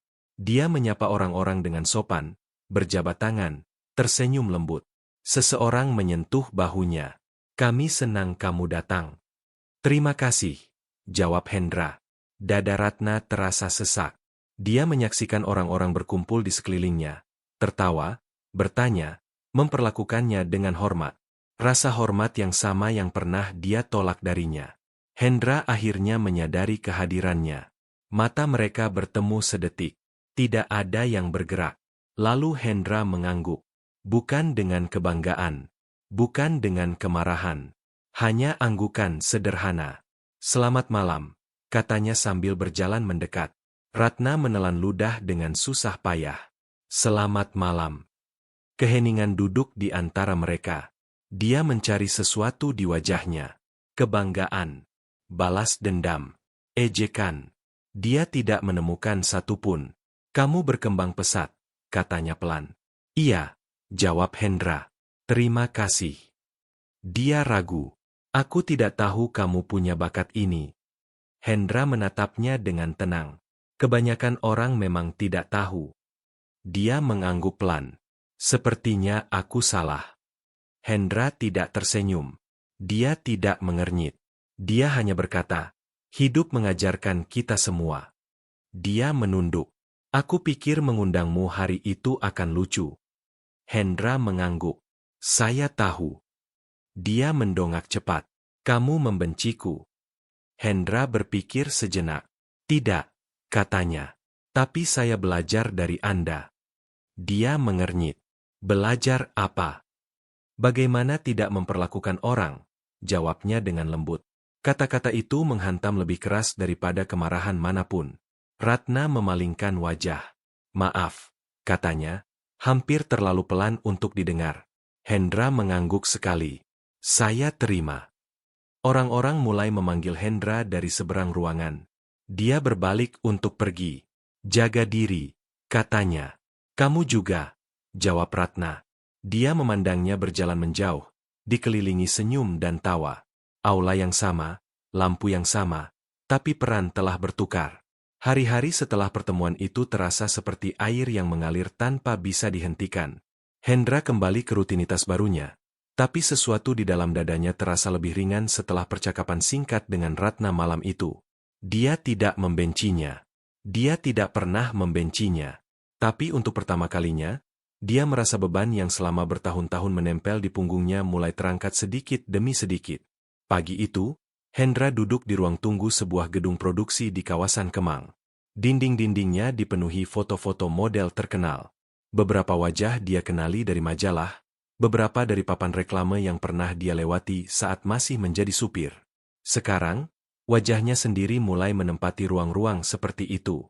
Seorang asisten produksi menghampirinya dengan tablet di tangan. Pak Hendra, jadwal Anda hari ini cukup padat.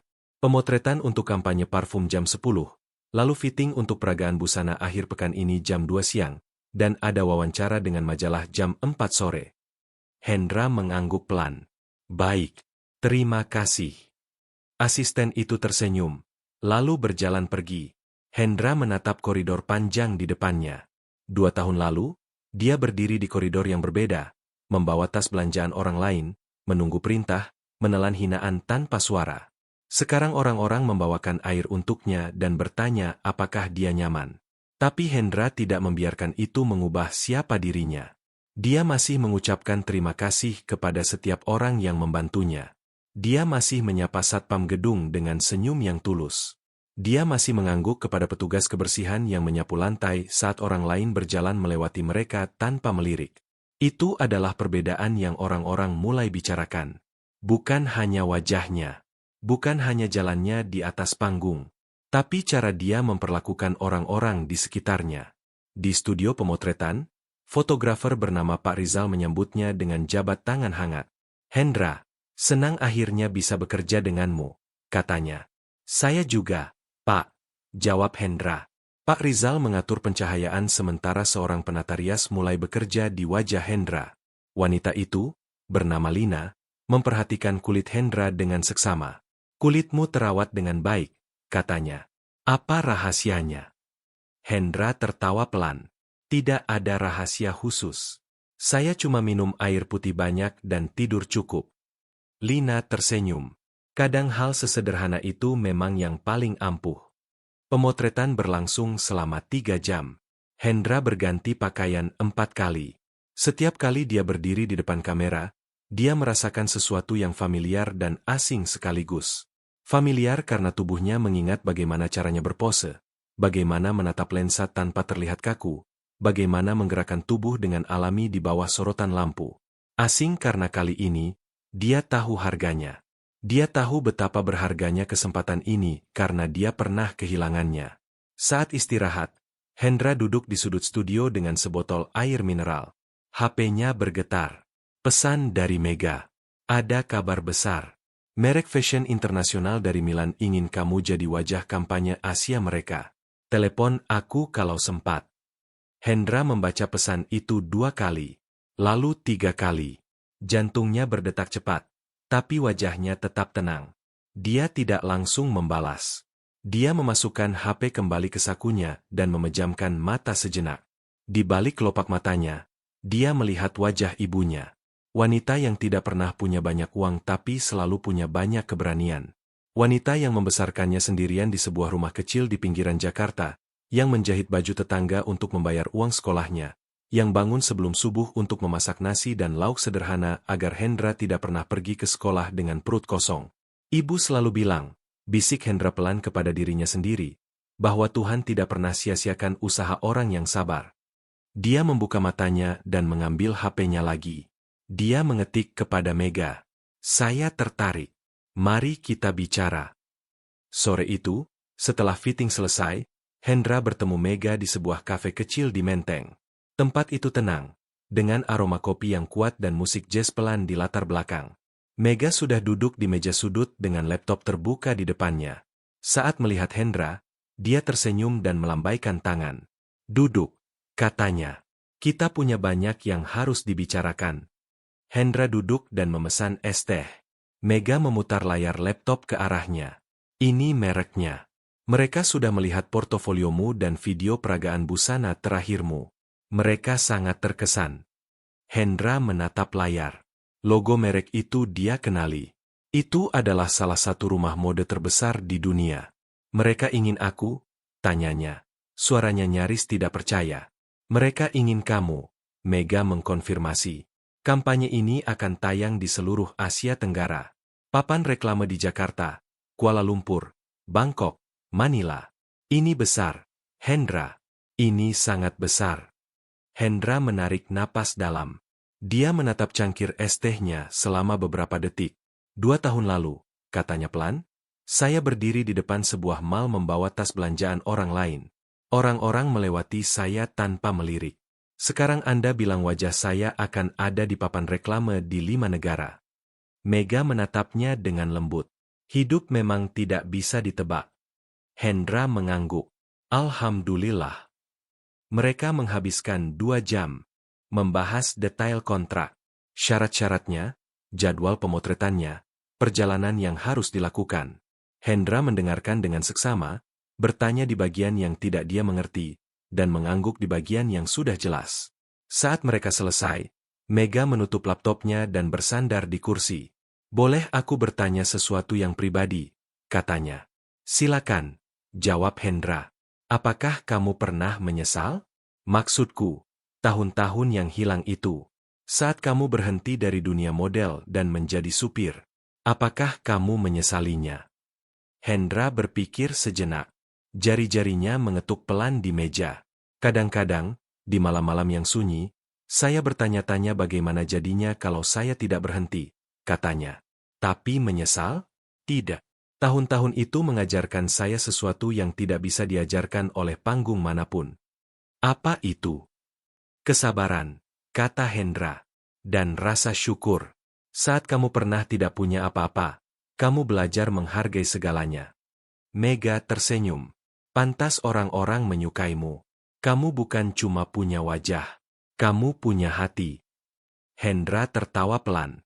"Anda terlalu baik." "Aku jujur," kata Mega. Mereka berjabat tangan dan berpisah di depan kafe. Hendra berjalan ke halte Transjakarta terdekat. Dia bisa saja naik taksi sekarang. Dia bisa saja memesan mobil. Tapi ada sesuatu tentang Transjakarta yang membuatnya tetap memilihnya. Mungkin karena disitulah dia menghabiskan bertahun-tahun hidupnya. Duduk di dekat jendela setelah hari yang panjang, memandangi kota yang tidak pernah berhenti bergerak. Mungkin karena di bus itulah dia pertama kali belajar bahwa kesederhanaan bukan kelemahan. Di Transjakarta, seorang remaja di kursi seberang menatapnya. Lalu remaja itu mengeluarkan HP-nya dan membandingkan wajah Hendra dengan sesuatu di layar. Matanya membesar. "Pak, maaf," kata remaja itu ragu-ragu.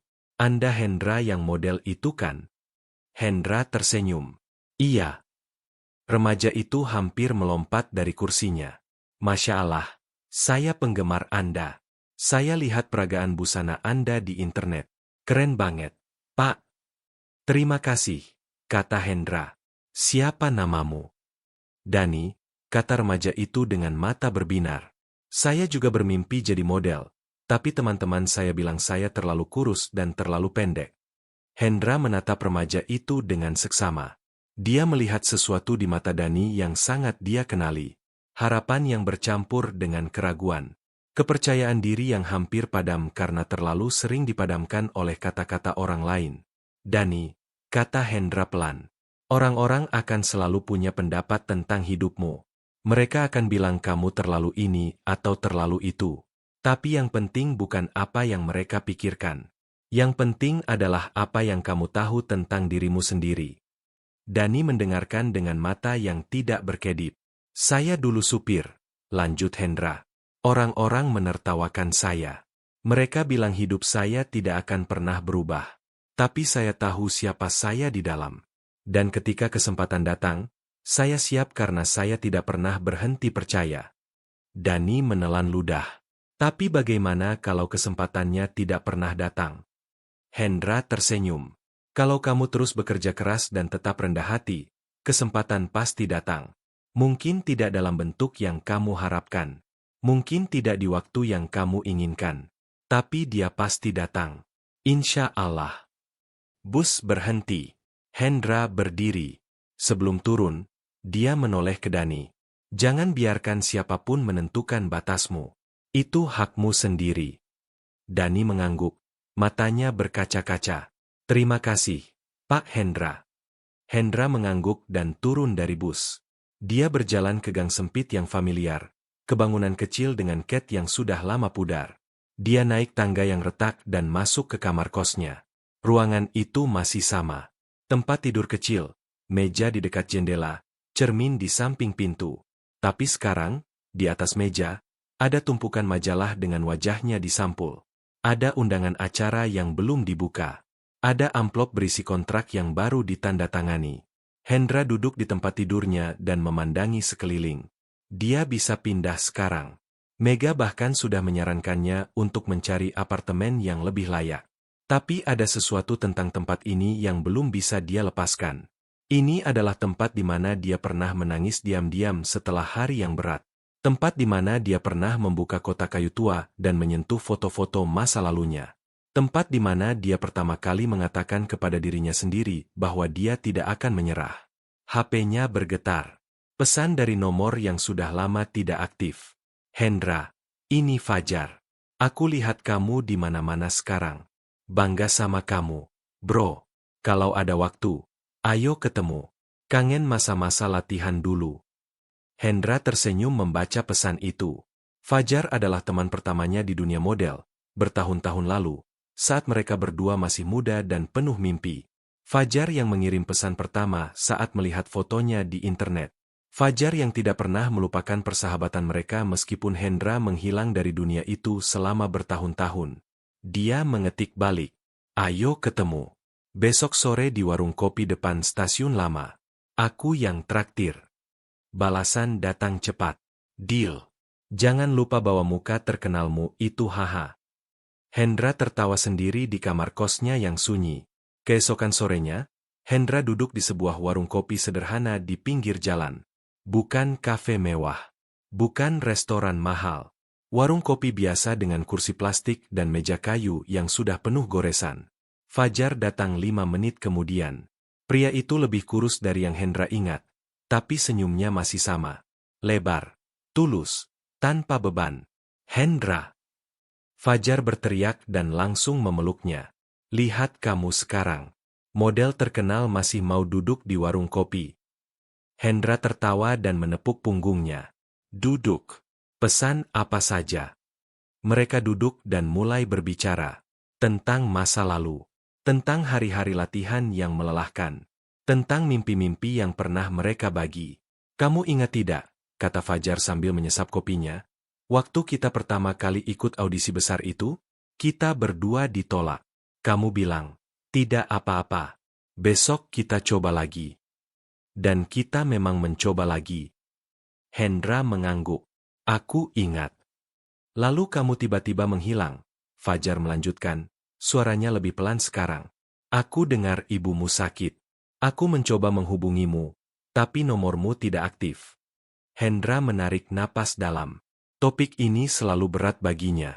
Ibu sakit keras, katanya pelan. Saya harus berhenti dari semuanya untuk merawatnya. Uang tabungan habis untuk rumah sakit. Setelah ibu pergi, saya tidak punya apa-apa lagi. Saya harus mulai dari nol. Menjadi supir adalah satu-satunya pekerjaan yang bisa saya dapatkan saat itu. Fajar menatap temannya dengan mata yang basah. Aku tidak tahu seburuk itu, bro. Tidak banyak orang yang tahu, kata Hendra. Saya tidak pernah cerita ke siapa-siapa. Saya cuma menjalaninya. Fajar menggelengkan kepalanya. Dan sekarang lihat kamu. Dari supir jadi model internasional. Ini bukan cuma kisah sukses biasa. Ini mukjizat. Hendra tersenyum tipis. Ini bukan mukjizat. Ini kesabaran yang akhirnya berbuah. Mereka berbicara sampai matahari tenggelam. Tentang Fajar yang sekarang bekerja sebagai pelatih kebugaran di sebuah gym. Tentang kehidupan yang membawa mereka ke jalan yang berbeda tapi akhirnya mempertemukan mereka lagi. Saat mereka berpisah, Fajar memeluk Hendra sekali lagi. "Jangan lupa dari mana kamu berasal," katanya. "Tidak akan pernah," jawab Hendra. Minggu-minggu berlalu dan kehidupan Hendra terus berakselerasi. Pemotretan untuk kampanye internasional dilakukan di sebuah studio mewah di Sudirman. Tim dari Milan datang khusus untuk mengawasi prosesnya. Sutradara kreatif, seorang pria Italia, bernama Marco, berdiri di belakang kamera dengan tangan di dagu, memperhatikan setiap gerakan Hendra dengan mata yang tajam. "Bellissimo," kata Marco pelan setelah satu sesi pemotretan. "Dia punya sesuatu yang tidak bisa diajarkan. Autentisitas." Penerjemah menerjemahkan kata-kata itu ke dalam bahasa Inggris untuk tim lokal. Semua orang di studio mengangguk setuju. Mega berdiri di sudut, menyilangkan lengannya dengan bangga. Setelah pemotretan, Marco menghampiri Hendra secara langsung.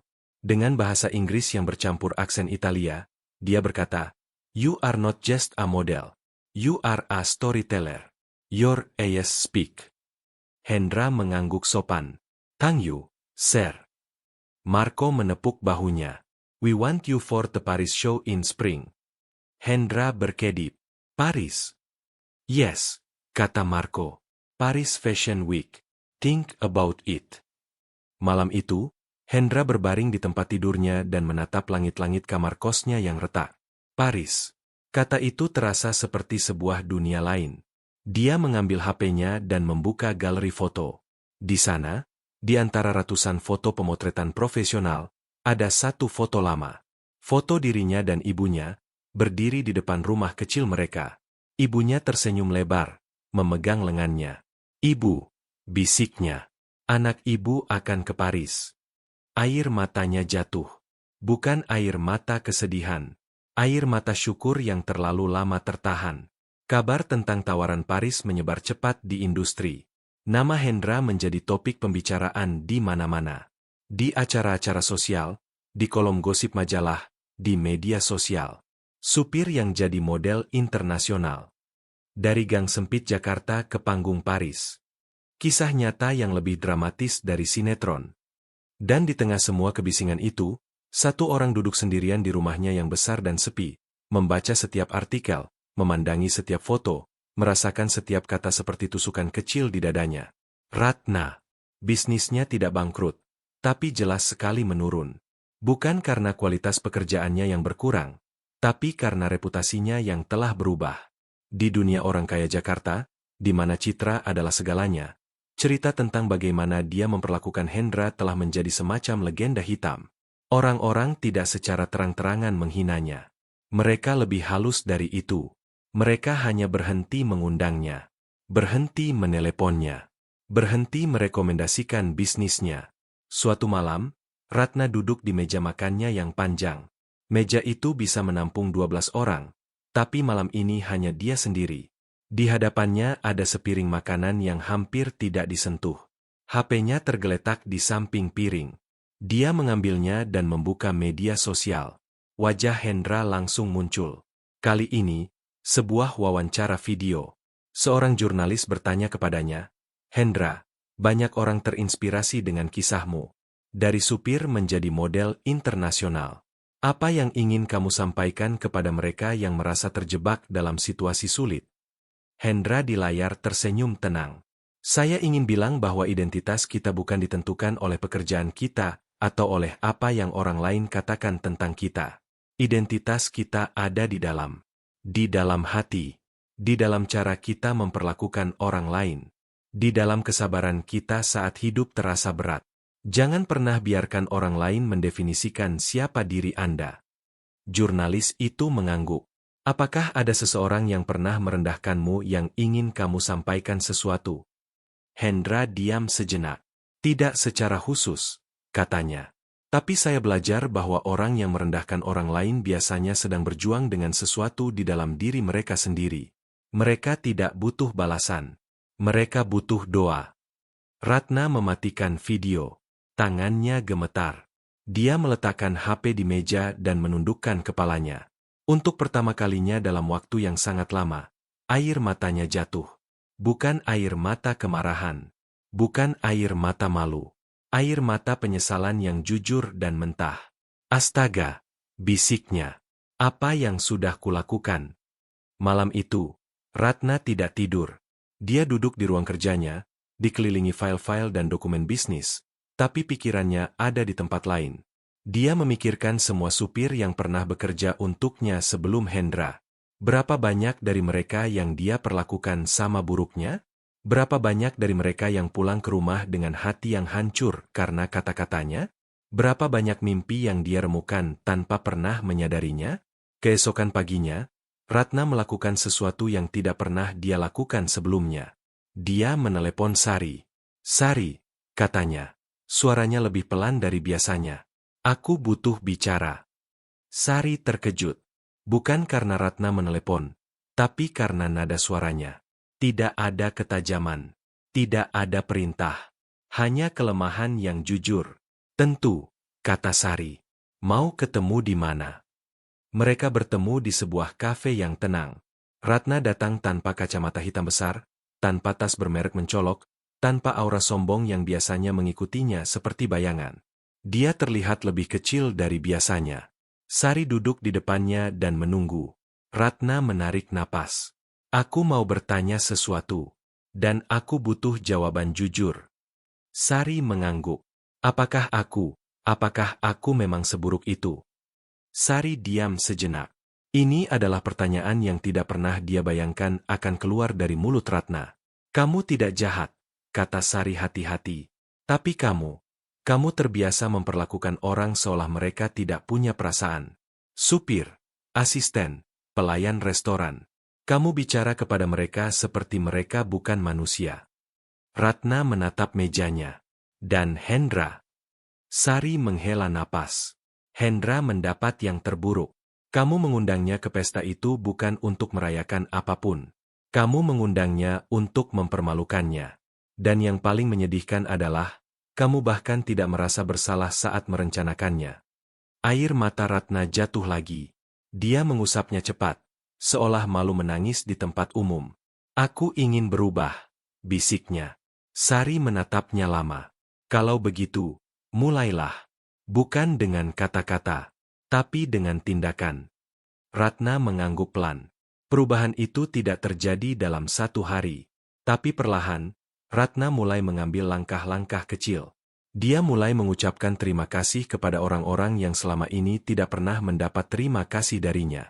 Asisten kantornya, tukang parkir di depan gedungnya, petugas kebersihan yang datang setiap pagi. Reaksi mereka beragam. Beberapa terkejut, beberapa curiga, beberapa tersenyum tanpa banyak kata. Tapi Ratna tidak mengharapkan reaksi apapun. Dia melakukannya karena untuk pertama kalinya, dia memahami bahwa kebaikan bukan kelemahan. Sementara itu, di sisi lain dunia, Hendra berdiri di belakang panggung sebuah gedung megah di kota Paris. Di luar, ratusan orang duduk di kursi-kursi yang tertata rapi, menunggu peragaan busana dimulai. Kamera dari seluruh dunia sudah siap. Fotografer mengatur posisi.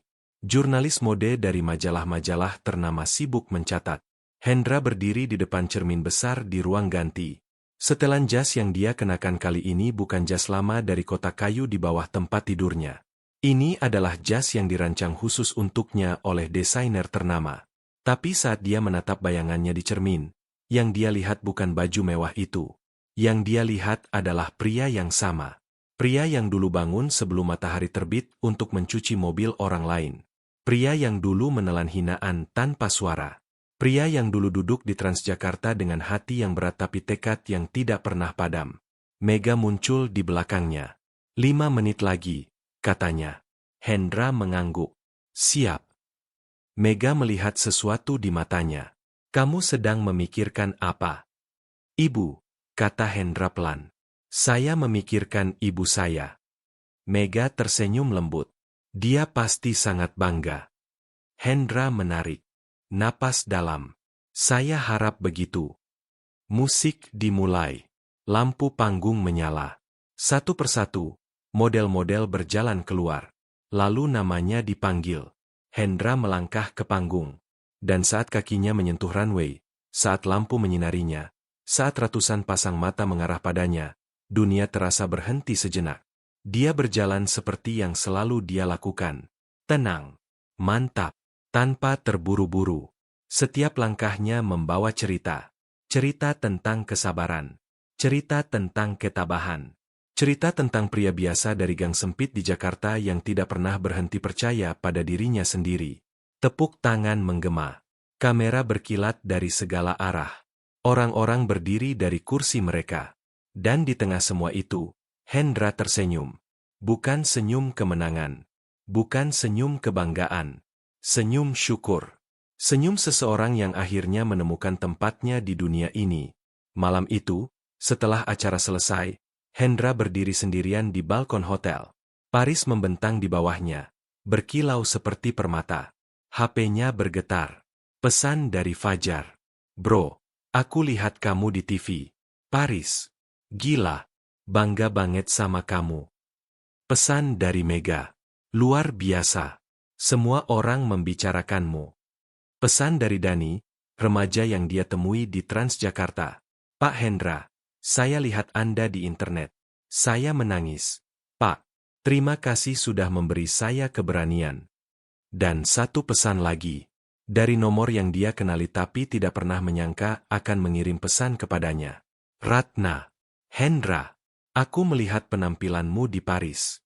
Kamu luar biasa. Aku tahu aku tidak berhak mengatakan ini, tapi aku bangga padamu. Dan aku minta maaf. Dari lubuk hati yang paling dalam. Untuk semua yang pernah kulakukan dan kukatakan. Kamu pantas mendapatkan semua ini dan lebih. Hendra membaca pesan itu dalam keheningan malam Paris. Dia membacanya sekali, 2 kali, 3 kali. Lalu dia mengetik balasan sederhana. Terima kasih, Bu Ratna. Saya sudah memaafkan Anda sejak lama. Semoga Anda juga menemukan kedamaian yang Anda cari. Dia mengunci HP-nya dan memasukkannya ke saku. Dia mendongak ke langit malam Paris yang penuh bintang dan menarik napas dalam-dalam. Udara malam terasa sejuk di kulitnya. Di bawah, kota terus bergerak, terus hidup, terus bercerita. Suatu pagi, beberapa bulan setelah Paris, Hendra melakukan sesuatu yang sudah lama dia rencanakan. Dia kembali ke gang sempit tempat dia tinggal. Tapi kali ini, bukan untuk pulang ke kamar kosnya. Kamar kos itu sudah dia tinggalkan. Dia sekarang tinggal di apartemen sederhana tapi layak di kawasan Tebet. Bukan mewah, tapi cukup, nyaman, bersih, seperti dirinya. Dia kembali ke gang sempit itu untuk mengunjungi Pak Tua, si penjahit yang pernah memperbaiki jasnya untuk pesta ulang tahun Ratna. Toko kecil itu masih sama. Cat dindingnya masih pudar. Papan namanya masih miring. Tapi Pak Tua masih ada di sana, duduk di belakang mesin jahitnya, kacamata tebal bertengger di hidungnya. Pak, kata Hendra dari pintu. Pak Tua mendongak, matanya menyipit, lalu melebar. Hendra? Kamu Hendra yang jas itu? Hendra tersenyum. Iya, Pak, masih ingat saya. Pak Tua tertawa dan berdiri dengan susah payah. Tentu saja, aku lihat kamu di TV. Di majalah, di papan reklame. Aku bilang ke semua orang di sini, jas itu, aku yang jahit, aku yang bikin dia pas. Hendra tertawa dan memeluk pria tua itu. Pak, tanpa Anda, malam itu tidak akan sama. Pak Tua mengusap matanya yang berkaca-kaca. Ah, kamu terlalu baik. Aku cuma menjahit. Anda tidak cuma menjahit, kata Hendra. Anda memberi saya kepercayaan diri. Saat saya melihat jas itu pas di badan saya tahu saya bisa melakukannya. Pak Tua duduk lagi, tersenyum lebar. Jadi, apa yang membawamu ke sini hari ini? Perlu jas lagi. Hendra menggeleng. Saya datang untuk menawarkan sesuatu. Saya ingin merenovasi toko Anda. Cat baru, mesin jahit baru, papan nama baru. Semuanya atas biaya saya. Pak Tua terdiam. Bibirnya bergetar. Kamu tidak perlu. Saya ingin, kata Hendra tegas tapi lembut. Anda membantu saya saat saya tidak punya apa-apa. Sekarang giliran saya. Air mata mengalir di pipi Pak Tua yang keriput. Dia menggenggam tangan Hendra dengan kedua tangannya yang kasar dan penuh kapalan. Alhamdulillah, bisiknya. Alhamdulillah, saya bertemu orang seperti kamu. Hendra tersenyum dan menggenggam balik tangannya. Kita saling membantu. Pak, begitulah seharusnya. Renovasi toko itu selesai dalam 2 minggu. Pak Tua berdiri di depan toko barunya dengan mata yang tidak berhenti berbinar. Cat putih segar. Mesin jahit modern. Papan nama baru yang bertuliskan nama tokonya dengan huruf-huruf yang rapi. Orang-orang di gang sempit itu keluar untuk melihat. Mereka bertepuk tangan. Mereka tersenyum. Mereka menepuk punggung Hendra dan berkata, "Kamu anak yang baik." Hendra mengangguk. "Saya cuma anak Jakarta biasa." Tapi semua orang di sana tahu dia lebih dari itu. Cerita tentang Hendra dan Pak Tua menyebar di media sosial dengan cepat. Seseorang merekam momen peresmian toko baru itu dan mengunggahnya. Dalam sehari, video itu ditonton jutaan orang. Komentar-komentar membanjir. Ini yang namanya orang baik. Model yang tidak lupa asal-usulnya. Dunia butuh lebih banyak orang seperti Hendra. Dan di antara jutaan orang yang menonton video itu, ada Ratna. Dia duduk di ruang kerjanya yang sekarang lebih kecil, di gedung yang lebih sederhana, tapi entah kenapa terasa lebih hangat. Bisnisnya masih berjalan, lebih kecil tapi lebih jujur. Dia tidak lagi mengejar klien-klien terbesar. Dia tidak lagi mendekorasi rumah-rumah paling mewah. Tapi dia bekerja dengan hati yang lebih tentram. Dia menonton video itu sampai selesai. Lalu dia tersenyum. Bukan senyum iri. Bukan senyum pahit. Senyum tulus yang mungkin untuk pertama kalinya dalam hidupnya benar-benar datang dari dalam. Dia memang selalu lebih baik dari yang aku kira, bisiknya. Lalu dia mematikan HP-nya, mengambil penanya, dan kembali bekerja. Dengan tenang. Dengan rendah hati. Dengan cara yang baru. Setahun berlalu. Hendra berdiri di sebuah panggung besar di Jakarta Convention Center. Bukan untuk peragaan busana. Bukan untuk pemotretan. Tapi untuk sebuah acara penghargaan. Dia dinominasikan sebagai tokoh inspiratif tahun ini oleh sebuah media nasional. Aula itu dipenuhi orang-orang dari berbagai kalangan.